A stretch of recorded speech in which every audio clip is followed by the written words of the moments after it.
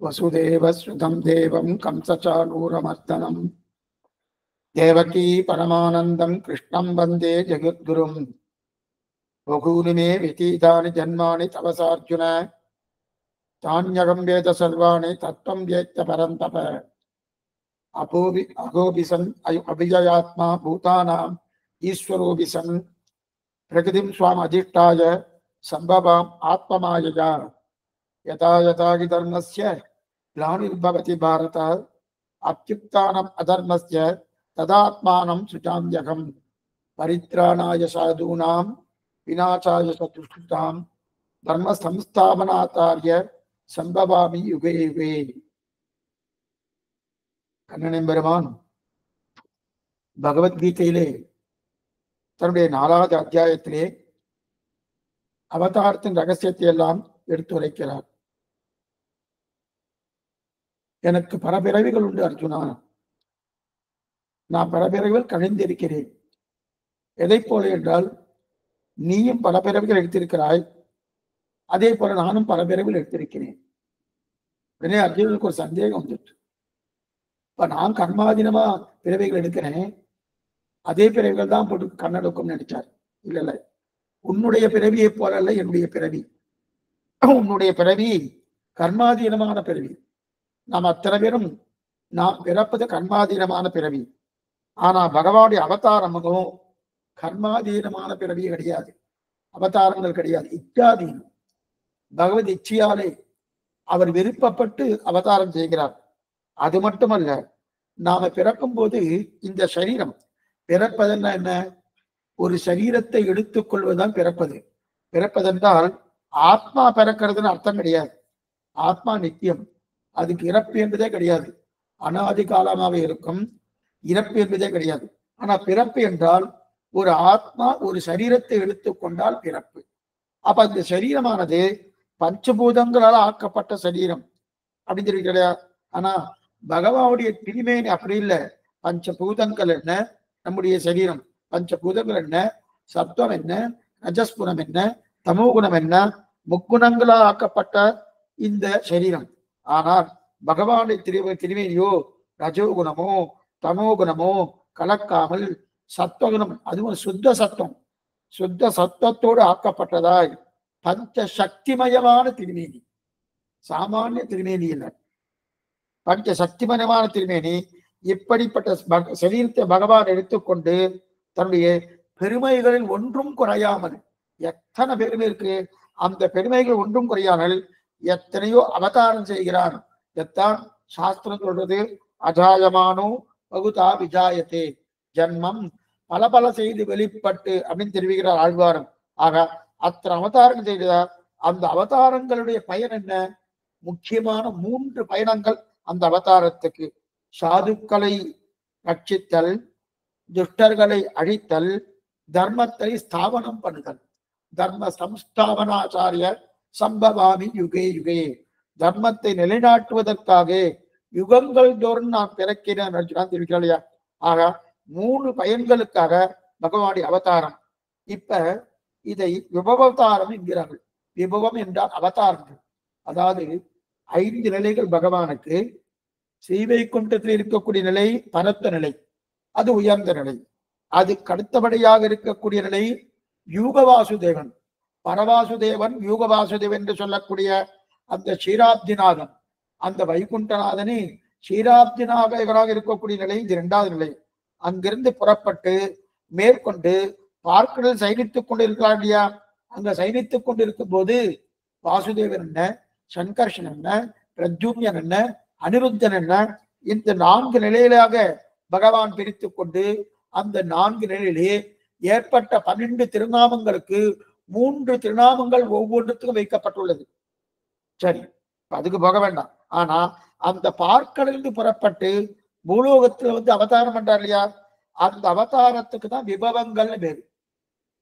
ஸ்ரீவைகுண்டத்துக்கு பரத்துவன்னு பேரு.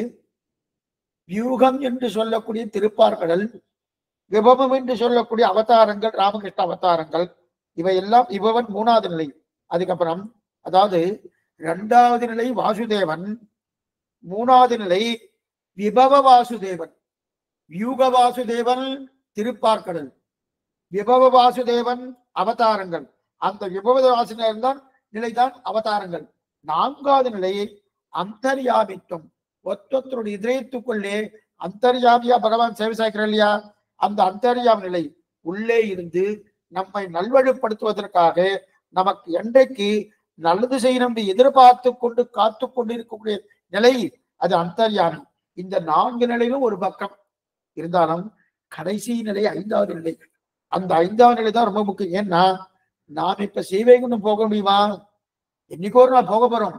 ஆனா இப்ப முடியுமான்னா அது முடியாது.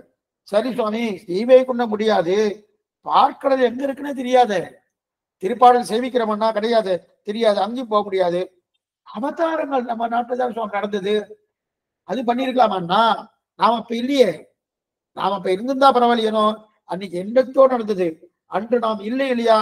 அது மேல உள்ளுக்குள்ள பெருமாள் சேவை சாய்க்கிறானோ அதை நன்னா பார்க்கலாமன்னா அதை சேவை சாய்க்கிறதுக்கு அஷ்டாங்க யோகம் தெரிஞ்சுக்கணும். அஷ்டாங்க யோகம் தெரிஞ்சிருந்தா தான் அது முடியுமே தர யோக பிரபாவே நம்ம இடத்துல கிடையாதுனோ. அப்ப நாம் கண்கொண்டு சேவிக்கக்கூடிய நிலை எதுன்னா 5வது நிலை அர்ச்சாவதார நிலை.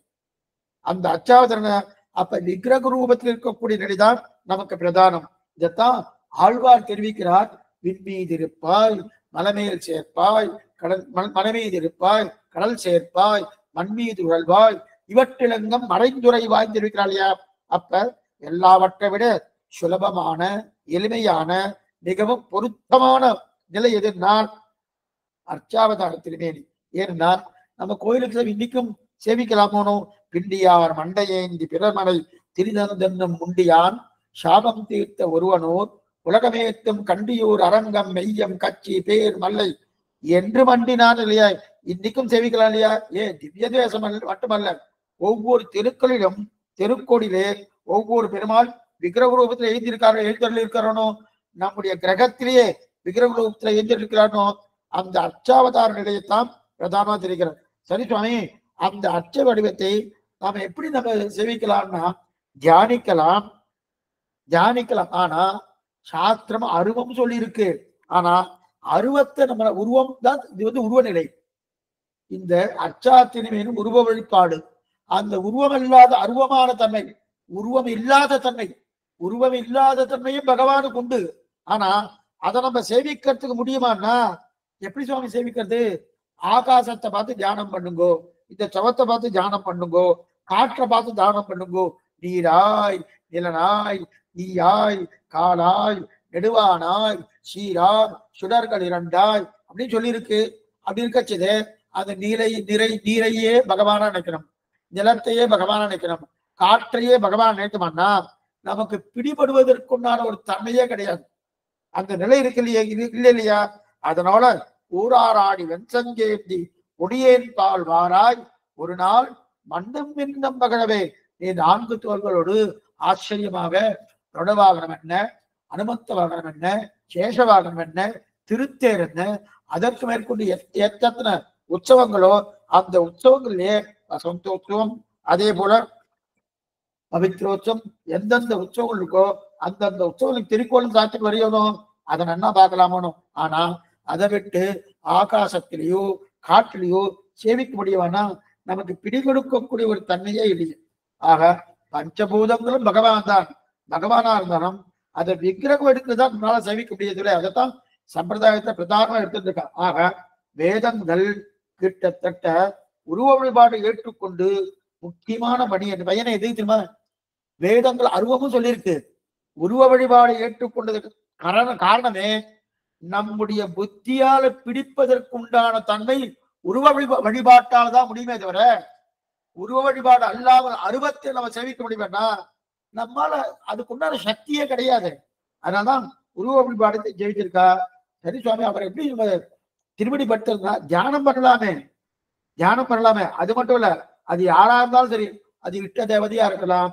இஷ்ட தேவதையா இருக்கிறது மட்டும் இல்ல, அது பணமாகவும் இருக்கலாம், அல்லது அது விக்கிரக திருமேனியா இருக்கலாம், அல்லது அது நாம் ஒரு வஸ்து வைத்துக் கொண்டு அந்த வஸ்துவே பகவான் வச்சுக்கலாம். ஆக நம்ம போய் திவ்ய தேசம் போய் சேவிச்சோம்னா நல்லா ஞாபகத்தில் வரும். திரும்ப திரும்ப திரும்ப அதை கொண்டு வந்து இந்த மாடல அசைப்படுறது பாருங்க. அசைபோடுமா அப்போலே கொண்டு வந்து மனசுல கொண்டு வந்து நிறுத்தி கொண்டு அந்த பகவானை இப்படி சேவித்தேமே என்கிற நிலை ஏற்படுறது இல்லையா? அந்த நிலையிலே நின்ற திருக்கோலம் என்ன, இருந்த திருக்கோலம் என்ன, கிடந்த திருக்கோலம் என்ன, அமர்ந்த திருக்கோலம் என்ன, இது அத்தனையும் நம்ம சேவிக்கலாம். நின்றவாறும் இருந்தவாறும் கிடந்தவாறும் நிலைப்பரியன ஒன்றுலா உருவாய் அருவாயனின் மாயங்கள் நின்று நின்று நெய்கின்றே உன்னை எங்கனன் நினைக்கிற்பன் பாவியேற்கு ஒன்று நன்குறையால் உலகமுண்ட ஒன்றுடனே இருக்கிறாரையா. ஆக பகவானே, நீ நின்றாலும் நன்னா இருக்கு, நீ கிடந்தாலும் நன்னா இருக்கு, நீ இருந்தாலும் நன்னா இருக்கு, எதை பார்த்தாலும் நன்னா இருக்கணும். அப்ப என்னுடைய கண்ணும் மனமும் அங்கே அங்க ஓடக்கூடிய நிலையிலேயே இருக்கக்கூடியது 5வது நிலை. இந்த நிலைதான் நமக்கு பிரதானமாக எடுத்துப்படுது. ஆக பாகவத புராணத்திலே முக்கியமாக சொல்லப்பட்டது விபவம். அதுக்குதான் இப்ப சொன்னேன், முக்கியமாக சொல்லப்பட்டது விபவம். அந்த விபவங்கள் 25 வகைன்னு சொல்லியிருக்கா. 25, அதாவது அவதாரங்கள் எத்தனையோ இருந்தாலும் அந்த அவதாரங்களை பத்தி நம்ம சுருக்கமா பார்த்திருக்கோம். ஏற்கனவே நம்ம பார்த்திருக்கோம், கிட்டத்தட்ட 2 வாரம் ஆயிடுச்சு பார்த்திருக்கோம். இருந்தாலும் பாகவத புராணத்தில் முதல் ஸ்கந்தத்திலே பரீட்சித்து மகாராஜுடைய சரித்திரத்தை பூர்ணமா பார்த்துக்கோம். எதற்காக பரீட்சித்து 7 நாள் விடுவைத்தான்? ஒரு பாம்பு எடுத்து ரிஷுடைய கழுத்தை போட ரிஷுகுமாரன் அதுக்கு சாபமிட மேற்கொண்டு 7 நாட்களே தட்சகன் என்ற பாம்பாலே உன்னை கடிகுண்டு உனக்கு பிராணம் போக கலந்து சாபமிட அந்த சாபவத்தாலே மேற்கொண்டு சுக்கராச்சார அங்கு வர அங்கு பாகவத புராணத்தை சொல்ல ஆரம்பிக்கிறான்னு சரித்திரம் பார்த்தோம். சரி அப்பொழுது என்ன தெரிவித்தார்? நீ விராட் சுரூபத்தை ஆவாகனம் பண்ணி விராட் சுரூபத்தை தியானிப்பாய் அப்படின்னு சொல்லி. அப்படின்னா இந்த பிரகிருதி என்ன? பிரகிருதி அதாவது பிரகிருதி, ஆகாசம், அது மாதிரி விண், மீன், மண், இது எத்தனை உண்டோ அத்தனை நீ ஆகாசத்தை நீ வச்சுக்கொண்டு உருவாக்கன்னு சொன்ன உடனே அது பிரயோஜனம் இல்லை, என்னால அதை தியானிக்க முடியலையே, பிடிக்க முடியலையேன்னு சொல்ல அதுக்கு அடுத்தபடியாலே எப்படி சிருஷ்டிக்கிறான் பகவான் என்று தெரிவிக்கிறார். அந்த சிருஷ்டிக்கக்கூடியதான் பிரம்மாவை தன்னுடைய நாபிக்கமலத்திலே பிரம்மனை படைத்து மேற்கொண்டு உலகம் முழுக்க படைக்கிறாரு. 10 விதமான சிருஷ்டியை நம்ம பார்த்தோம். பிரம்மா படைக்க ஆரம்பிக்கிறார். அப்ப படைக்கப்பட்ட பிரிவுகளை இரண்யாட்சகன் என்ன பண்ணா? அசுரன். அந்த அசுரன் பூமி பிராட்டியை துரிமடிக்குமா போல படித்துக் கொண்டு சமுத்திரத்துக்குள்ளே ஒளித்து வைத்தபடியாலே இந்த சிருஷ்டிக்கக்கூடிய குழந்தைகளை எங்கு வைப்பது என்று சுவயம்பு மனு கேட்க அதற்கு மேற்கொண்டு அப்பொழுது பகவான் இரண்யகசிபு இரண்யாட்சகன் 2 பேர். இரண்யாட்சகன் அண்ணா, இரண்யகசிபு தம்பி. அந்த இரண்யாட்சகன் என்று சொல்லக்கூடிய அந்த இரண்யாட்சகனை சம்பாரம் பண்ணி அந்த பூமியை கொண்டு வந்து கொடுத்தான்னு கதையை பார்த்தோம். அதற்கு மேற்கொண்டு பிரம்மா சனத்குமார்களை சிருஷ்டித்து அவர்களை அந்த சிருஷ்டித்த அந்த கதவையை நம்ம புனா பார்த்தோம். அதுக்கு மேல சுவயம்பு மனு இதெல்லாம் படைக்க மக்களை வைக்கக்கூடிய எവിടെ இல்லாதவராது வராக அவதாரம் பண்ணி அதையும் பார்த்தோம். அதற்கு மேற்கொண்டு மாயமானாக மாறி இன்னும் என்னது வராகன வந்தாரணும். வராகன வரச்சே மற்ற வராகன்னா பண்டி, மற்ற வராகங்கள்லாம் இது நம் ஜாதி இல்லை ஓடித்தனம் ஓடலை. நம் ஜாதியோடு இருக்கக்கூடிய பன்றி தான் இதுன்னு. எதுக்கு இந்த எக்ஸாம்பிள் சொல்றேன்னா, பாசி தூத்தி கிடந்த பார்மகற்கு பண்டொரு நாள் அப்படின்னு ஒரு பாசனம் நாச்சியார் திருமொழியில. அதுல நாச்சியார் என்ன தெரிவிக்கிறாருன்னா, நாச்சியார்னா ஆண்டாள் என்ன தெரிவிக்கிறாருன்னா, இந்த வராக அவதாரம் பண்ணின போது அந்த வராக அவதாரத்தாலே மற்ற பன்றிகள்லாம் இது நம் பன்றி அல்ல ஒளிந்து போயிடுச்சுன்னா கிடையாது. அந்த பன்றியோடு சகஜமாக நம்முடைய கோட்டுதான் வந்துட்டு. இப்ப இது ஏன் சொல்றேன்னா, இதை போல மாயமானாக ராட்சசன் வந்தாரோன்னு மாரீச்சன் வரும்போது மற்ற மான்கள்லாம் அது கிட்டக்க போய் மோப்பம் பிடிச்சு பார்த்த உடனே ஓ இது நம் கோஷ்டி அல்ல, இது ராட்சசன் தெரிஞ்சுட்டு விலகு போயிட்டு இருக்கு. அதே போல மற்ற பன்றிகள்லாம் வராகர் என்ற அந்த வராக அவதாரத்தை பார்த்து மோப்பம் பிடித்து விலகு போயிடுச்சுன்னா விலகி போகவில்லை. எதுக்காக சொல்ல வேண்டியதுன்னா, அந்த அளவுக்கு மெய்ப்பாடு பகவான் அவதாரம் பண்ணுகிறார் என்றால் அந்த அவதாரத்திலே வேறு ஜாதியே பார்க்க முடியாது. எந்த அவதாரம் எடுத்துக்கிறாரோ அந்த அவதாரத்துக்கு தகுந்தாப்போல இருக்கிறார் இல்லையா, அந்த அளவுக்கு தெரிவிக்கிறாருன்னு. அதைத்தான் ஏன்னா வேஷம் போடுறாங்களே அந்த வேஷத்துக்கு தகுந்தா போல நிலை இருக்கணுமோ. இப்ப மாரீசன் வேஷம் போட்டான் மாயமானாக, ஆனா அது பலிக்கல. அதே பகவான் என்ன பண்றார், வராகமா பன்றிய வேஷம் போட்டோன்னே அது கூட ஏன்னா ஏன்னா மாயமான இடத்துல ராட்சசன் என்கிற வாசனை இருக்குமோன்னு, ராட்சசன் என்கிற வாசனை இருக்கிறபடியாலே மற்ற மான்கள்லாம் கிட்டக்க வந்து மூண்டு பார்த்து, ஓ இது என்ன நம்முடைய நிலை இல்லையே, நம்முடைய ஜாதி இல்லையேன்னு அது கிளம்பி போயிடுது. அதே போல பன்றியா இருக்கச்சே பன்றிக்கு ஒரு வாசனை இருக்குமோனோ, அந்த வாசனை பகவான் இருந்துட்டா. ஏன்னா பகவானுக்கு இருக்கக்கூடிய வாசனை என்னது, பரத்துவம், மேம்பட்டவன். நதஸ்யமஸ்ய அப்பியதிகஸ்ய திருஷ்யத்தை என்று தன்வப்பார் இல்லப்பன்ங்கிற மேம்பட்ட தன்மையில அந்த வாசனை இருக்குமோனோ, அந்த வாசனை இருக்கச்சே மற்ற வராகங்கள் என்ன பண்ணும், ஓ இது நம் வாசனை இல்லை அப்படி கிளம்பி போகணுமோனோ. அந்த மாதிரி இல்லாமல் அந்த பன்றிக்குண்டான வாசனை என்ன, அந்த வாசனையே பூர்ணமா வந்து அது வந்து மற்ற பன்றிகளாம் சேர்ந்து கலந்ததுன்னா என்ன அர்த்தம்னா, பகவானுடைய சரீரம் பூர்ணமா ஜெகத் சர்வம் சரீரத்தே தெரிவிக்கிறா போல எல்லா சரீரமும் பகவானுக்கு சரீரம் தான். அதனால ஜெகத் சர்வம் சரீரத்தே, உலகம் அத்தனையும் அவன் அந்தராத்மாவா இருக்கிறான். இது ஒரே சாட்சி. இந்த சாட்சி ஒன்னே போறோம். மற்றது ஏன்னா எந்த வாசனையும் பகவான் தான் கிளம்புறது. அது ருசியாகட்டும், வாசனையாகட்டும், அதே போல ரசமாகட்டும், எதுவா இருந்தாலும் பகவான் தான். ரசோவை சகா ரசேவாயாம் லப்த்வானந்தி பவதி என்று சொல்லக்கூடிய அந்த அத்தனையும் கிளம்புறதோனும். அதனால இப்ப மாம்பழம் இருக்கு, மாம்பழத்துக்கு ஒரு ரசம் இருக்கு. வாழைப்பழம் இருக்கு, வாழைப்பழத்துக்கு ரசம் இருக்கு. புஷ்பம் இருக்கு, புஷ்பத்துக்கு ஒரு வாசனை இருக்கு. எல்லா வாசனைகளும் எல்லா ரசங்களும் எல்லா ருசிகளும் பகவானுக்கு தான் பெறுகிறது. அவர் தான் எல்லா வாசனைக்கும் வாசனையை ஊட்டுகிறார். ரசோவை சக ரசேவாயாம் லப்த்வானந்தி பவதி அப்படின்னு தெரிவிக்கிறார் இல்லையா. ஆக மல்லிகை பூக்கு உண்டான மனம் பகவான் தான் கொடுக்கிறார், தாமரை பூக்கு உண்டான மனம் பகவான் தான் கொடுக்கிறார், செங்கல் நீர் இருவாட்சி என்று சொல்லக்கூடிய அந்த புஷ்பத்துக்கு உண்டான மகம் பகவான் திருமேனி தான் கிடைக்கிறது. அனைத்து மனங்களும் இருக்கிறபடியாலே அதிலிருந்து வாங்கி கொண்டுதான் புஷ்பங்கள் என்ன, அதே போல பழங்களுக்குண்டான ரசங்கள் என்ன, இதெல்லாம் பகவானுடைய திருமேனிதான் வாங்க கொண்டு கூடியது. ஆக சூரியன் பிரகாசிக்கிறானோ அந்த பிரகாசம் கூட பகவானுடைய பிரகாசம் தான். அக்னி பிரகாசிக்கிறதுனோ அந்த பிரகாசம் பகவானுடைய பிரகாசம் தான். சந்திரன் பிரகாசிக்கிறானோ அந்த பிரகாசம் பகவானுடைய பிரகாசம் தான். பகவானுடைய திருமேனி ஒளிதான். அந்த ஒளியை தான் பெற்றுக்கொண்டுதான் சூரியன் பிரகாசிக்கிறான். பகவானுடைய குளிர்ச்சியான ஒளியை பெற்றுக்கொண்டுதான் சந்திரன் பிரகாசிக்கிறான். அதே போல அக்னி, அக்னி என்று சொல்லக்கூடிய நெருப்பு பகவானுடைய இருக்கிற அந்த ஜுவாலையை பெற்றுக்கொண்டுதான் நெருப்பே ஒளி கொடுக்கிறது. அப்படி இருக்கச்சே அந்த இதைத்தான் பரஞ்சோதின்னு தெரிவிவான். பரஞ்சோதி தீபரமா நிகழ்ந்த பின் மற்றொரு பரஞ்சோதி இன்மையின் படையோவி நிகழ்கின்ற பரஞ்சோதி நின்னுள்ளே படருலகம் படைத்த என் பரஞ்சோதி கோவிந்தா பண்புரைக்க மாட்டேன்னு தெரிகிறாரியா. ஆனால் சூரியன் ஆகட்டும், அதே போல சந்திரன் ஆகட்டும், அக்னி ஆகட்டும், இதுவா இருந்தாலும் அந்த ஒளியை பகவான் தான் இரவல் வாங்கி கொண்டுதான் அக்னியோ சூரியனோ சந்திரனோ நட்சத்திரங்களோ அனைத்தும் பிரகாசிக்கிறது தெரிவிக்கிறது. ஆக ரசம் என்ன, ஒளி என்ன, மனம் என்ன, இது இத்தனையும் பகவான் திருமையிலிருந்தான் வந்திருக்கு. அப்படி இருக்கச்சே பன்றிக்கும் அதே நிலைதான். அதே போல பன்றியும் வாசனையும் பகவான் திருமையிலிருந்து வரப்போறது. பன்றிக்கு ஒரு அது துர்நாற்றமா இருக்கட்டும் நறுநாற்றமா இருக்கட்டும் இதுவாக பகவான் திரும்பியிருந்தான். ஆக மற்ற பண்டிகைகள்னா நம்ம பண்டிகை வந்துட்டு இருக்கணும். எதுக்கு சொல்ல வேண்டும்னா அந்த மாதிரி இருக்கச்சே பூமாதேவியை தன்னுடைய 2 கோரை பற்களால் இடர்ந்தெடுத்தான் பகவான் வராகன். தன்னுடைய மடியிலே அமர்த்தி கொண்டான். அப்பதான் பூமாதேவியுடைய நடுக்கம் தீர்ந்தது. பகவானை பிரார்த்திக்கிறார். உம்மிடத்திலிருந்து ஒரு வேண்டுகோள், என்னை ரட்சித்து விட்டீர், ஆனா என்னுடைய ஆபத்து நீங்கியது.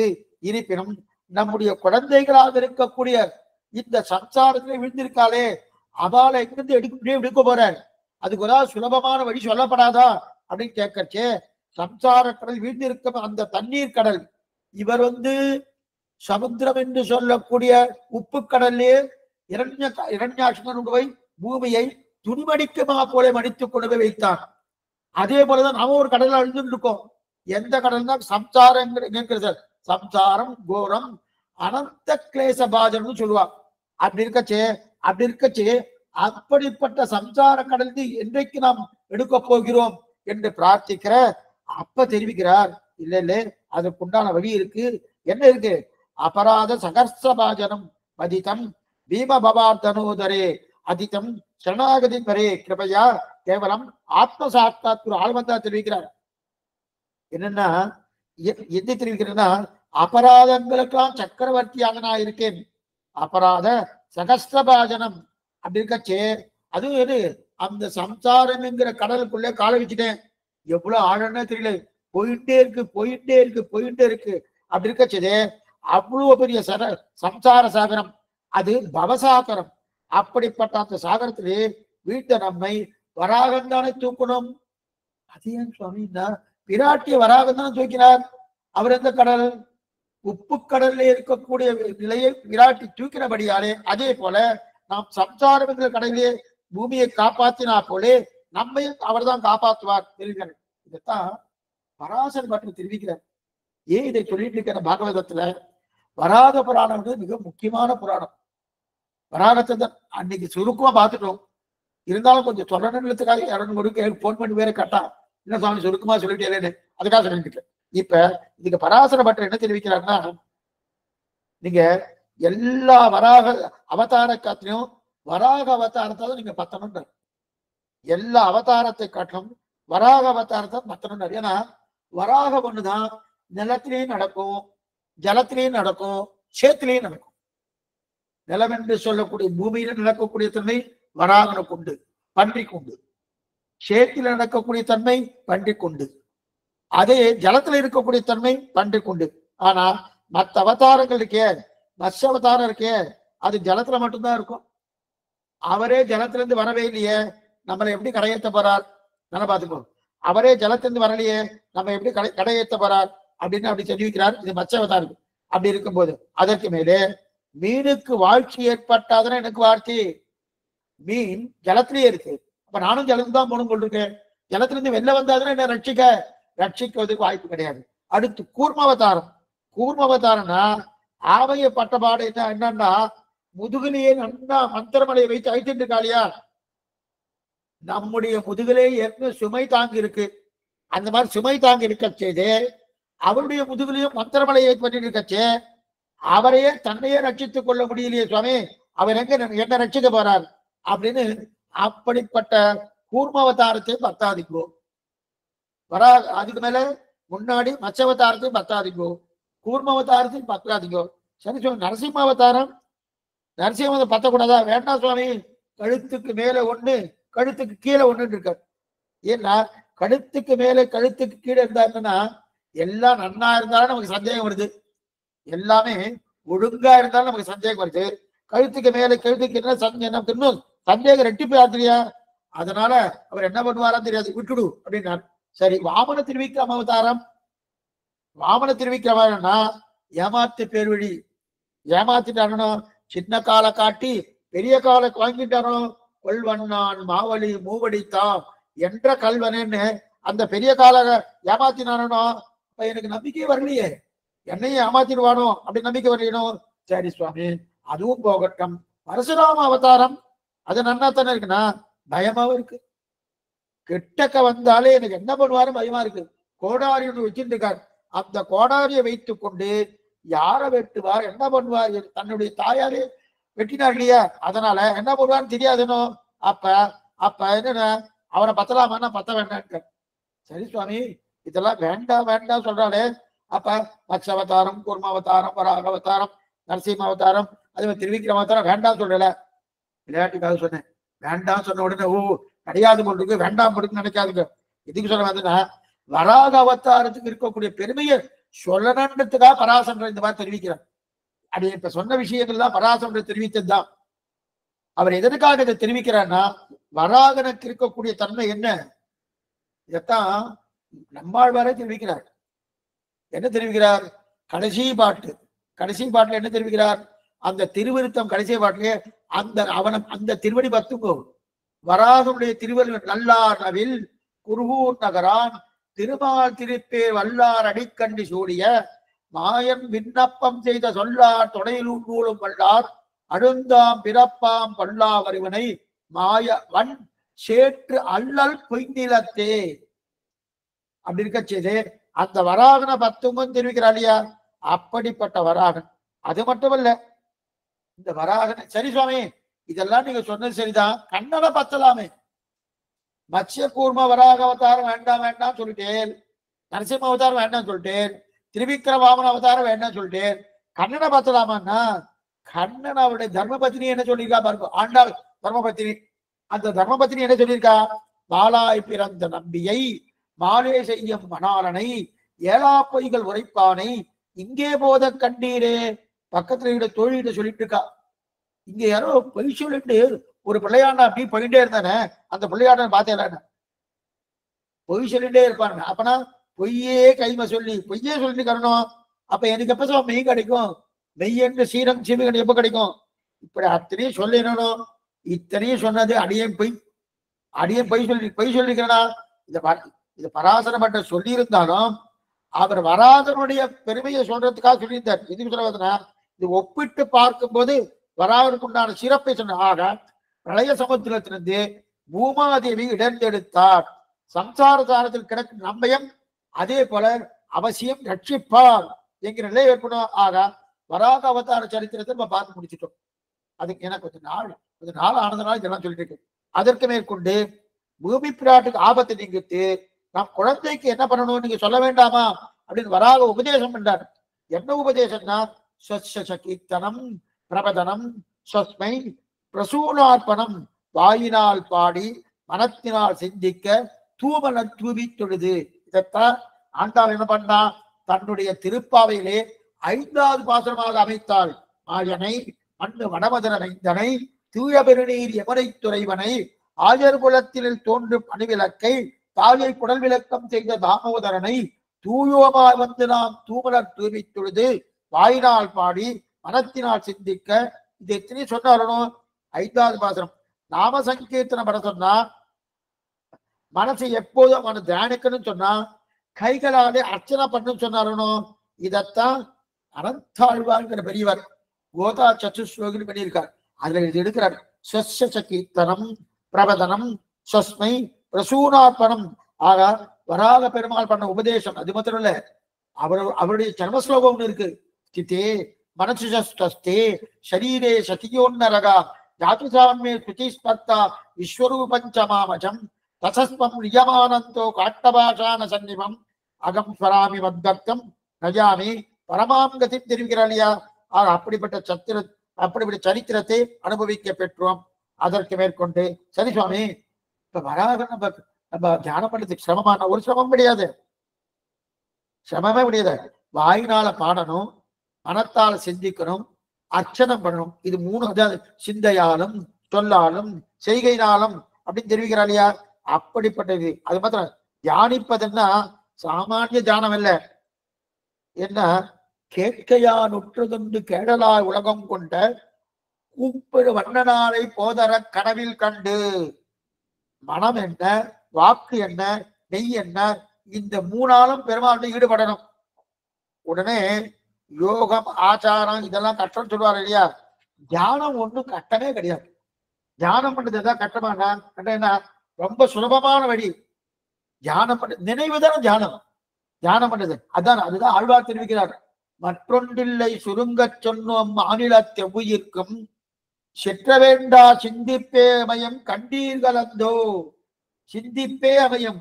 பகவானை பத்தி சிந்தித்தா போறோம், மனசா நினைச்சாத போறோம். எண்ணிலும் வரும் எந்தானும் இல்லையேன்னு சொல்லி பரவாயில்ல. எண்ணிலும் வரும் ஒண்ணும் இல்லை. சிந்திக்கிறதுனா எண்ணிலும் வரும், எண்ணினாலே பொருந்தாரு. எண்ணினால்னா 2 சப்தம் அதுக்கு அர்த்தம் வருது பாருங்க. எண்ணிக்கை என்று சொல்லக்கூடிய 1 2 3 போடுறோம்னா அந்த எண்ணிக்கையை எண்ணும் போது ஒரு எண்ணிக்கை வரும். அந்த எண்ணிக்கை வந்தாலும் பகவான் தூர்றானா. இன்னொரு எண்ணினால்னா என்ன, சிந்தித்தால் அவனை நினைத்தால் பகவான் வந்துடுறார். சரி சுவாமி, எண்ணிக்கைன்னு சொன்னா அது என்னன்னா 26 எண்ணிக்கை வந்துச்சுன்னா உடனே வந்துடுறானா, என்னதான் கூப்பிட்டையான்னு 1 2 3 4 10 15 அது மாதிரி 21 26 சொன்ன உடனே 26வது தத்துவம் பகவான். 24 தத்துவங்கள் ஜடப்பொருள்கள். இதெல்லாம் முன்னாடி நம்ம பார்த்திருக்கோம், மறுபடியும் சொல்றேன். 26 தத்துவங்கள் அச்சித் தத்துவங்கள். அதாவது உலகத்தை பகவான் எப்படி சிருஷ்டிக்காருன்னு முன்னாடி பார்த்த போனோம். எப்படி மூல பிரகிருதி, பகவான், அதுக்கப்புறம் அகங்காரம், சாத்விக அகங்காரம், தாமச அகங்காரம், ராஜச அகங்காரம், அதிலிருந்து பஞ்சபூதங்கள், பஞ்ச தன்மாத்திரைகள், பஞ்ச கர்மேந்திரியங்கள், பஞ்ச ஞானேந்திரியங்கள், மனஸ்தத்துவம், அதுக்கு மேல மூல பிரகிருதி, மகான், அகங்காரம், இந்த அத்தனையும் சேர்ந்து 24 தத்துவங்கள் முன்னாடி பார்த்துக்கோம். அந்த 24 தத்துவங்கள் இருக்கு இல்லையா, பொங்கை புலனும் பொறி ஐந்தும் கருமேந்திரியம் ஐம்பூதம் இங்கும் உயிரோய் பிரகிருதியும் ஆனாங்கார மனங்களேன்னு ஆழ்வார் தெரிவிக்க 10ஆம் பத்துல. ஆக 24 தத்துவங்கள் இருக்கணும். அப்ப 24 25வது தத்துவம் ஞானம் இருக்கக்கூடிய ஜீவாத்மா தத்துவம் 25வது தத்துவம். 26வது தத்துவம் பரமசேஷியான பகவான் பரமாத்மா 26வது தத்துவம். அப்ப 26ன்னு ஒரு எண்ணிக்கை வந்துட்டு வச்சுக்கேன், ஒண்ணு வேண்டாம். நம்ம பஸ் ஏறி ஒரு இடத்துக்கு போகணும். அந்த இடத்துக்கு அந்த பஸ் 26 எண்ணிக்கை பஸ் வந்து வச்சுக்குவோம். 26 வந்துருத்தா அப்படின்னா பகவான் அந்த பக்கத்துல நிப்பாரான், என்ன கூப்பிட்டியான்னு. எதுக்கு சொல்ல வந்தா அந்த 26 தத்துவம் இருக்கு இல்லையா, அப்ப எண்ணிக்கை சொன்னால் கூட பகவான் வந்துடுறானா. இதுல 2 வகைன்னு சொன்னோம். எண்ணம் என்றால் நினைத்தல், நினைக்கிற தியானம் என்று சொல்வது கட்டமான கடமை கிடையாது. நினைத்தலே வெறு சுலபம், ரொம்ப சுலபம், ரொம்ப சுலபம். அப்ப சுலபமாக பகவானை பிடித்து விட. ஆக வராகந்தானே தன்னுடைய பூமாதேவிக்கு பண்ணிட ஆச்சரியமான உபதேசம். அந்த உபதேசத்தை தான் ஸ்வயம்பு மனு அது நல்லா சிருஷ்டிக்கிற மனு சிருஷ்டித்த பொருட்களை இங்கு வைக்க வேண்டும் என்பதற்காகத்தான் பூமியை காணம்னு சொல்லிட்டு மேற்கொண்டு இரண்யாட்சகன் அதை கொண்டு போக வராக அவதாரத்தை பண்ணினார் தெரியுது. இதெல்லாம் பார்த்துட்டோம். இப்ப சுவாயம்பனுக்கும் சதரூபைக்கும் கல்யாணம் நடந்தது. அதுல இந்த இந்த சரித்திரம் உங்களுக்கு தெரியும். ஆனா அத்தனை தூரம் ஞாபகம் வச்சுக்கணுமே சுவாமி, ஒன்றும் கஷ்டம் இல்லை. காலக்ஷேபம் பண்ணும்போது ஞாபகம் வச்சுருந்தா கூட போறோம். ஏன்னா இது ஒன்றும் பூர்வாச்சாருடைய வச்சனங்கள்லாம் ஒன்றும் கிடையாது, இருக்கட்டும். அப்படி இருக்க சுவாயம்பனுக்கும் சதரூபைக்கும் கல்யாணம் ஆயிடுச்சு. பிரியபிரதன் உத்தாரபாதன் என்று 2 பிள்ளைகள் பிறந்தா. 2 பிள்ளைகள் பிறந்தது மட்டும் இல்ல, அதுக்கு மேல ஆகூதி, தேவபூதி, பிரசூதி, இது 3 பெண்கள் பிறந்தா. அதுல தேவபூதியை கர்தம பிரஜாபதிக்கு கல்யாணம் பண்ணி வச்சார். அத பிரஜாபதினா என்னன்னா பிரம்மாவாலே சிருஷ்டிக்கப்பட்ட ரிஷிகள், ரிஷிகளின் குமாரர்கள், இவாளுக்கெல்லாம் பிரஜாபதினு பேர். பிரஜாபதி கர்தம பிரஜாபதினு சொன்னவனோ.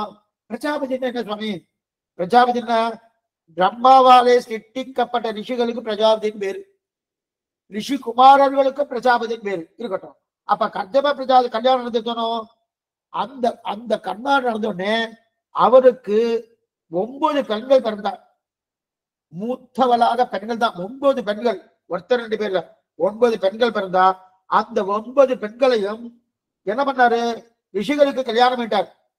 9 பெண்களையும் ரிஷிகளுக்கு கல்யாணம் பண்ணிருக்கிறார். கடைசியாக 10வது பிள்ளை பிறந்த அவன் தான் கபிலன். கபிலன் தான் இதைத்தான் தாயாருக்கு உபதேசம் பண்றான். என்னென்ன உபதேசம் பண்றான், எப்படிப்பட்ட உபதேசம் தாயாருக்கு உபதேசம் பண்றா, 10வது பிள்ளையை தான். அந்த உபதேசத்தை தான் நம்ம கடைசியா பார்த்தோம். 10வது பிள்ளையா பிறந்திருக்கான். என்ன உபதேசம்னா ஆத்ம விவேக ஞானம். சரீரம் வேறு ஆத்மா வேறு அப்படின்னு சொல்லிக்கிறானோ. அர்ச்சராதி மார்க்கத்தை சொல்ல, உயர்ந்த பக்தி என்னன்னு சொல்ல, ஆத்ம ஞானத்தை சொல்ல, தத்துவங்களை பிரித்து கொடுக்க, பக்தி மார்க்கத்தை உபதேசிக்க, சரீரம் வேறு ஆத்மா வேறு பிரித்து சொல்ல, அதற்காக தான் கபிலுடைய அவதாரம். கபிலுடைய தாயார் என்ன பண்றாருன்னா கபிலுடைய திருவடியை வணங்குறார். வணங்கி சேவிச்சு நீ எனக்கு உபதேசம் பண்ண பிரார்த்திக்கிறார். பிரார்த்தித்த போது நான் இத்தனால 9 பிள்ளைகளை பிறந்து திருப்தி இல்லைன்னு சொல்லி கடைசியை உன்னை பெற்றேன். இதெல்லாம் தேவையில்லாத ஒரு விஷயத்தை பண்ணிருந்தேன், எனக்கு தான் புரியுது, நீ எனக்கு நல்லா உபதேசம் பண்ணு பிரார்த்திக்க. அப்ப உபதேச முகமாக ஆச்சரியமா தெரிவிக்கிறார் கபிலர் என்னென்ன தெரிவிக்கிறார்னா, இந்த நிலையில மக்கள் இருந்தாலே நிறைய எனக்கு ஆசை வந்துட்டே இருக்கும். அதனால முதல்ல இங்க இருக்கக்கூடிய நிலையை வெறுத்துடு, இந்த பிரகிருதி மண்டலத்தை வெறுத்துடு. அது மட்டும் இல்ல, இந்த வெறுக்கிறது மட்டும் இல்ல, உலகத்தில் இருக்க அத்தனை பேர் நன்னா இருக்கணுமோனோ, நன்னா இருக்கணும்ங்கிற எண்ணம் வரணுமோனோ. அந்த உலகத்தையும் வெறும் சொல்லிட்டு இருக்கல சுவாமினா, உலகத்தை வெறும் சொன்னேன்னு தவிர இந்த உலகம் இந்த அச்சித் தத்துவங்களை வெத்துட்டு இருக்கு. ஆனா அந்த அச்சித் தத்துவத்தை சரீரமாக கொண்ட ஜீவாத்மா கிடையா, அவளுக்கெல்லாம் நல்லது பண்ணணுங்கிற எண்ணத்தை வைத்துக் கொள். இதான் உதயம். அதெல்லாம் ஏன்னா அந்த நாட்கள் இதை நிறைய பேர் இதை வச்சிருந்துதான், இன்னைக்கு நிறைய குறைஞ்சு போயிடுச்சு. அன்னைக்கு எது சொல்ல வந்த, யாராவது ஒருத்தர் நன்னா இருந்தான்னா உடனே பொறாமை ஏற்படுறது. அவர் நன்னா இருக்காரு, இவர் நன்னா இருக்காரு, இவர் நன்னா இருக்காரு. இதைத்தான் மனவாளமாமல் தெரிவிக்கிறார். பிறர் மீனுக்கும் பொறாமை இல்லா பெருமையும் பெற்றுவோமே. ஆர்த்தி பிரபந்தத்துல தன்னை பத்தி தானே சொல்லுகிறார் 8 வரியில. அதுல கடைசி வரி, இன்னொருத்தரை பார்த்து பொறாமை கொள்ளணும் என்கிற எண்ணம் இல்லாமல் பகவான் இந்த மாதிரி கொடுத்திருக்காரு அப்படின்னு தன்னை மன தெரிவிக்கிறான் இல்லையா. அப்ப ஏன்னா இன்னொருத்தர் நன்னா இருக்கணும்னு நினைச்சாலே நாம நம்ம இருக்கிறோம். இன்னொருத்தர் நன்னா இருக்கணும்னு நினைச்சாலே நாம நன்னா இருக்கிறோம். அந்த மாதிரி உண்டா சுவாமிக்கா? ஏதாவது சர்வே ஜனா சுகினோப வந்து நித்தியம் சொல்றோம், கடல் சூழ்ந்த மண்ணுலகம் வாழ நித்தியம் சொல்றோம், தீங்கின்றி நாடெல்லாம் திங்கள் மும்மாறு பெய்து. அது மட்டும் இல்ல, கடைசியில் என்ன, இது எல்லாம் பாரோர் புகழ படிந்து அப்படின்னு தெரிவிக்கிறான் இல்லையா. அப்படி இருக்க செய்து அந்த மாதிரி நினைக்கிறவனும் இதுக்குதான் சௌகார்த்தம்னு பேரு. எல்லாரும் நன்னா இருக்கணும்ன்ற நிலைக்கு சௌகார்த்தம் பேரு. ரெண்டாவது, நமக்கு விரோதிகளும் இருக்கப்படாது. சுவாமி நான் நன்னா இருந்தா அவர் நன்னா இல்லைன்னு சொல்லிட்டு இருக்காங்க. அவர் விரோதிச்சா நீ விரோதிக்காத, நீ விரோதித்தாதான் அவருக்கு மேல விரோதிக்கிறோம். நீ விரோதிக்காம இருந்துரு, அவர் விரோதிச்சுட்டு போட்டுமே அப்படின்னு தெரிவிக்கிறாள் இல்லையா. ஆக அந்த மாதிரி ஒரு தன்மை வந்துருச்சுன்னா, ரெண்டாவது பகவான் தான் நம்ம எல்லாவற்றையும் செய்விக்கிறாங்கிற எண்ணம் வேணும். ஒண்ணு வேண்டாம், ஒரு காரியம் பண்ண நான் பண்ணேன் என்கிற எண்ணம் இல்லாமல் பகவான் தான் செய்விக்கிறான்னு வேணும். ரெண்டாவது, மனசு எப்பவுமே சமாதானம் அடைந்து இருக்கணும். சாதுக்களோடு இருக்கக்கூடிய ஒரு நிலை ஏற்படணும். சத்த குணத்தை வளர்த்து கொள்ளணும். என்னிடத்தில் பக்தியோடு, பகவான் தெரிவிக்கிறார், என்னிடத்தில் பக்தியோடு இருக்கணும். மற்ற உறவுக்காரர்களை விட என்னிடம்தான் உறவு, நாம் தான் உறவு கொண்ட வெண்டீர் மக்களுற்றால் சுட்டத்தவர் பிறரும் கண்டதோடு பட்டதல்லால் காதல் மற்ற யாதுமில்லை. இந்த நிலையோடு இருக்கணும் பகவான் தெரிவிக்கிறார். இந்த உபதேசத்தினால் கபிலர் உபதேசம் பண்றார். யாருக்கு உபதேசம் பண்றார்? தன்னுடைய தாயாருக்கு உபதேசம் பண்றார். இப்படி யார் பண்ணுகிறாரோ, மேலும் என்னுடைய கதையை யார் ரொம்ப ஆசையோடு கேட்கிறாளோ அவளுக்கு இந்த விதமான 10 அடையாளம் இருந்து விட்டால் நாம் எல்லோரும் பக்தர்கள். பக்தர்களுக்கு 10 அடையாளம் சொல்றேன். அன்னைக்கே இதை சொல்லியிருக்கேன், மறுபடியும் சொல்றேன். என்னென்ன அடையாளம் சுருக்கமா சொன்னேன். அதாவது அவரவர்கள் ஆத்ம சோதனை பண்ணிக்கணும். நாம இப்படிதான் ஒழுங்கா இருக்கமா பண்ணிட்டா தெரியும். நாமே பரீட்சை பண்ணி பார்த்துட்டு வேண்டியதுதான். ஏன்னா பொறுமை வேணும், கருணை வேணும், எல்லாரும் நன்னா இருக்கணும் என்ற மனசு வேணும். விரோதிகளே இருக்கப்படாது. விரோதிகள் இருக்கப்படாத அவ குத்தம் சொல்லிட்டு இருக்கா சுவாமி, அவ இருக்கப்படாதுன்னு சொல்றா, அது அர்த்தம் இல்லை. அவ விரோதம் நினைச்சாலும் நீ விரோதம் நினைக்காத, அதான் விரோதிகள் இருக்கப்படாதுன்னு அர்த்தம். விரோதிகள் இருக்கப்படாது. மனசு சமாதானத்தோடு இருக்கணும், சாதுவோடு இருக்கணும், சாதுக்களாக இருக்கணும். நாம் செய்யும் காரியங்கள் எல்லாம் நாம் செய்பவன் அல்ல, பகவான் தான் பண்ணி வைக்கிறான் என்கிற எண்ணம் இருக்கணும். பகவானிடத்தில் வாயினால் பாடி மனத்தினால் சிந்திக்க தூமலர் தூவி தொழுது என்கிற பக்தி இருக்கணும். அதற்கு மேற்கொண்டு நம் பந்துக்கள் என்பதை விட பகவான் உறவு. இந்த பகவான் உறவு எது வரைக்கும் பொருள்னா, பாரியாவே பகவானுக்கு உறவானபடியாலே எனக்கு உறவு, பர்த்தாவே பகவானுக்கு உறவானபடியாலே எனக்கு உறவு. இது நினைச்சாச்சுன்னா அந்த உறவு தான் நினைக்கிறார். ஆக அப்படி இருக்கணும். மேலும் பகவானுடைய கதையை கேட்கணும். அவருடைய சேட்டுதங்கள் என்ன, அவருடைய அபதானங்கள் என்ன, அவருடைய வீர தீர விளையாட்டுகள் என்ன, அதையெல்லாம் கேட்டது விருப்பம் இருக்கணும். இப்படி இருக்கக்கூடிய 10 அடையாளங்கள் யாருக்கு இருக்கோ அவன் தான் என் பக்தன். அப்படிப்பட்ட பக்தன் முக்தி அடைகிறான் அப்படின்னு தெரிவிக்கிறானே. இது எத்தனையும் கபிலர் தன்னுடைய தாயாரான அவனுக்கு தெரிவிக்கிறார். இரண்டாவது, இன்னும் மேலும் தெரிவிக்கிறார். கர்ப்பவாசத்தின் போது நாம் எப்படி இருக்கோம்? நிறைய கஷ்டப்படுறோம். இப்ப கபிலரோட உபதேசம் தான் பார்த்துட்டு இருக்கோம். கர்ப்பவாசத்தின் போது நிறைய கஷ்டம் வரும். கர்ப்பத்தில் வெளியே வரும்போது ஆனந்தமா வெளில வருமா சுவாமி? அந்த மாதிரி தெரிய கஷ்டப்பட்டு தான் வரும். ஏன்னா பகவான கர்ப்பத்தில் வெளியே வரும்போது ஆனந்தமா வெளில வருமானா கிடையாது. அது மட்டும் இல்ல, பகவான தியானம் பண்ணணும். வெளில வந்தோடனே இல்ல சுவாமி, அப்ப என்ன சுவாமி? ஏன்னா யாருக்கெல்லாம் என்ன அடையணும்னு ஆசை இருக்கோ அவெல்லாம் என்ன தியானம் பண்ணணும்ன்றார்.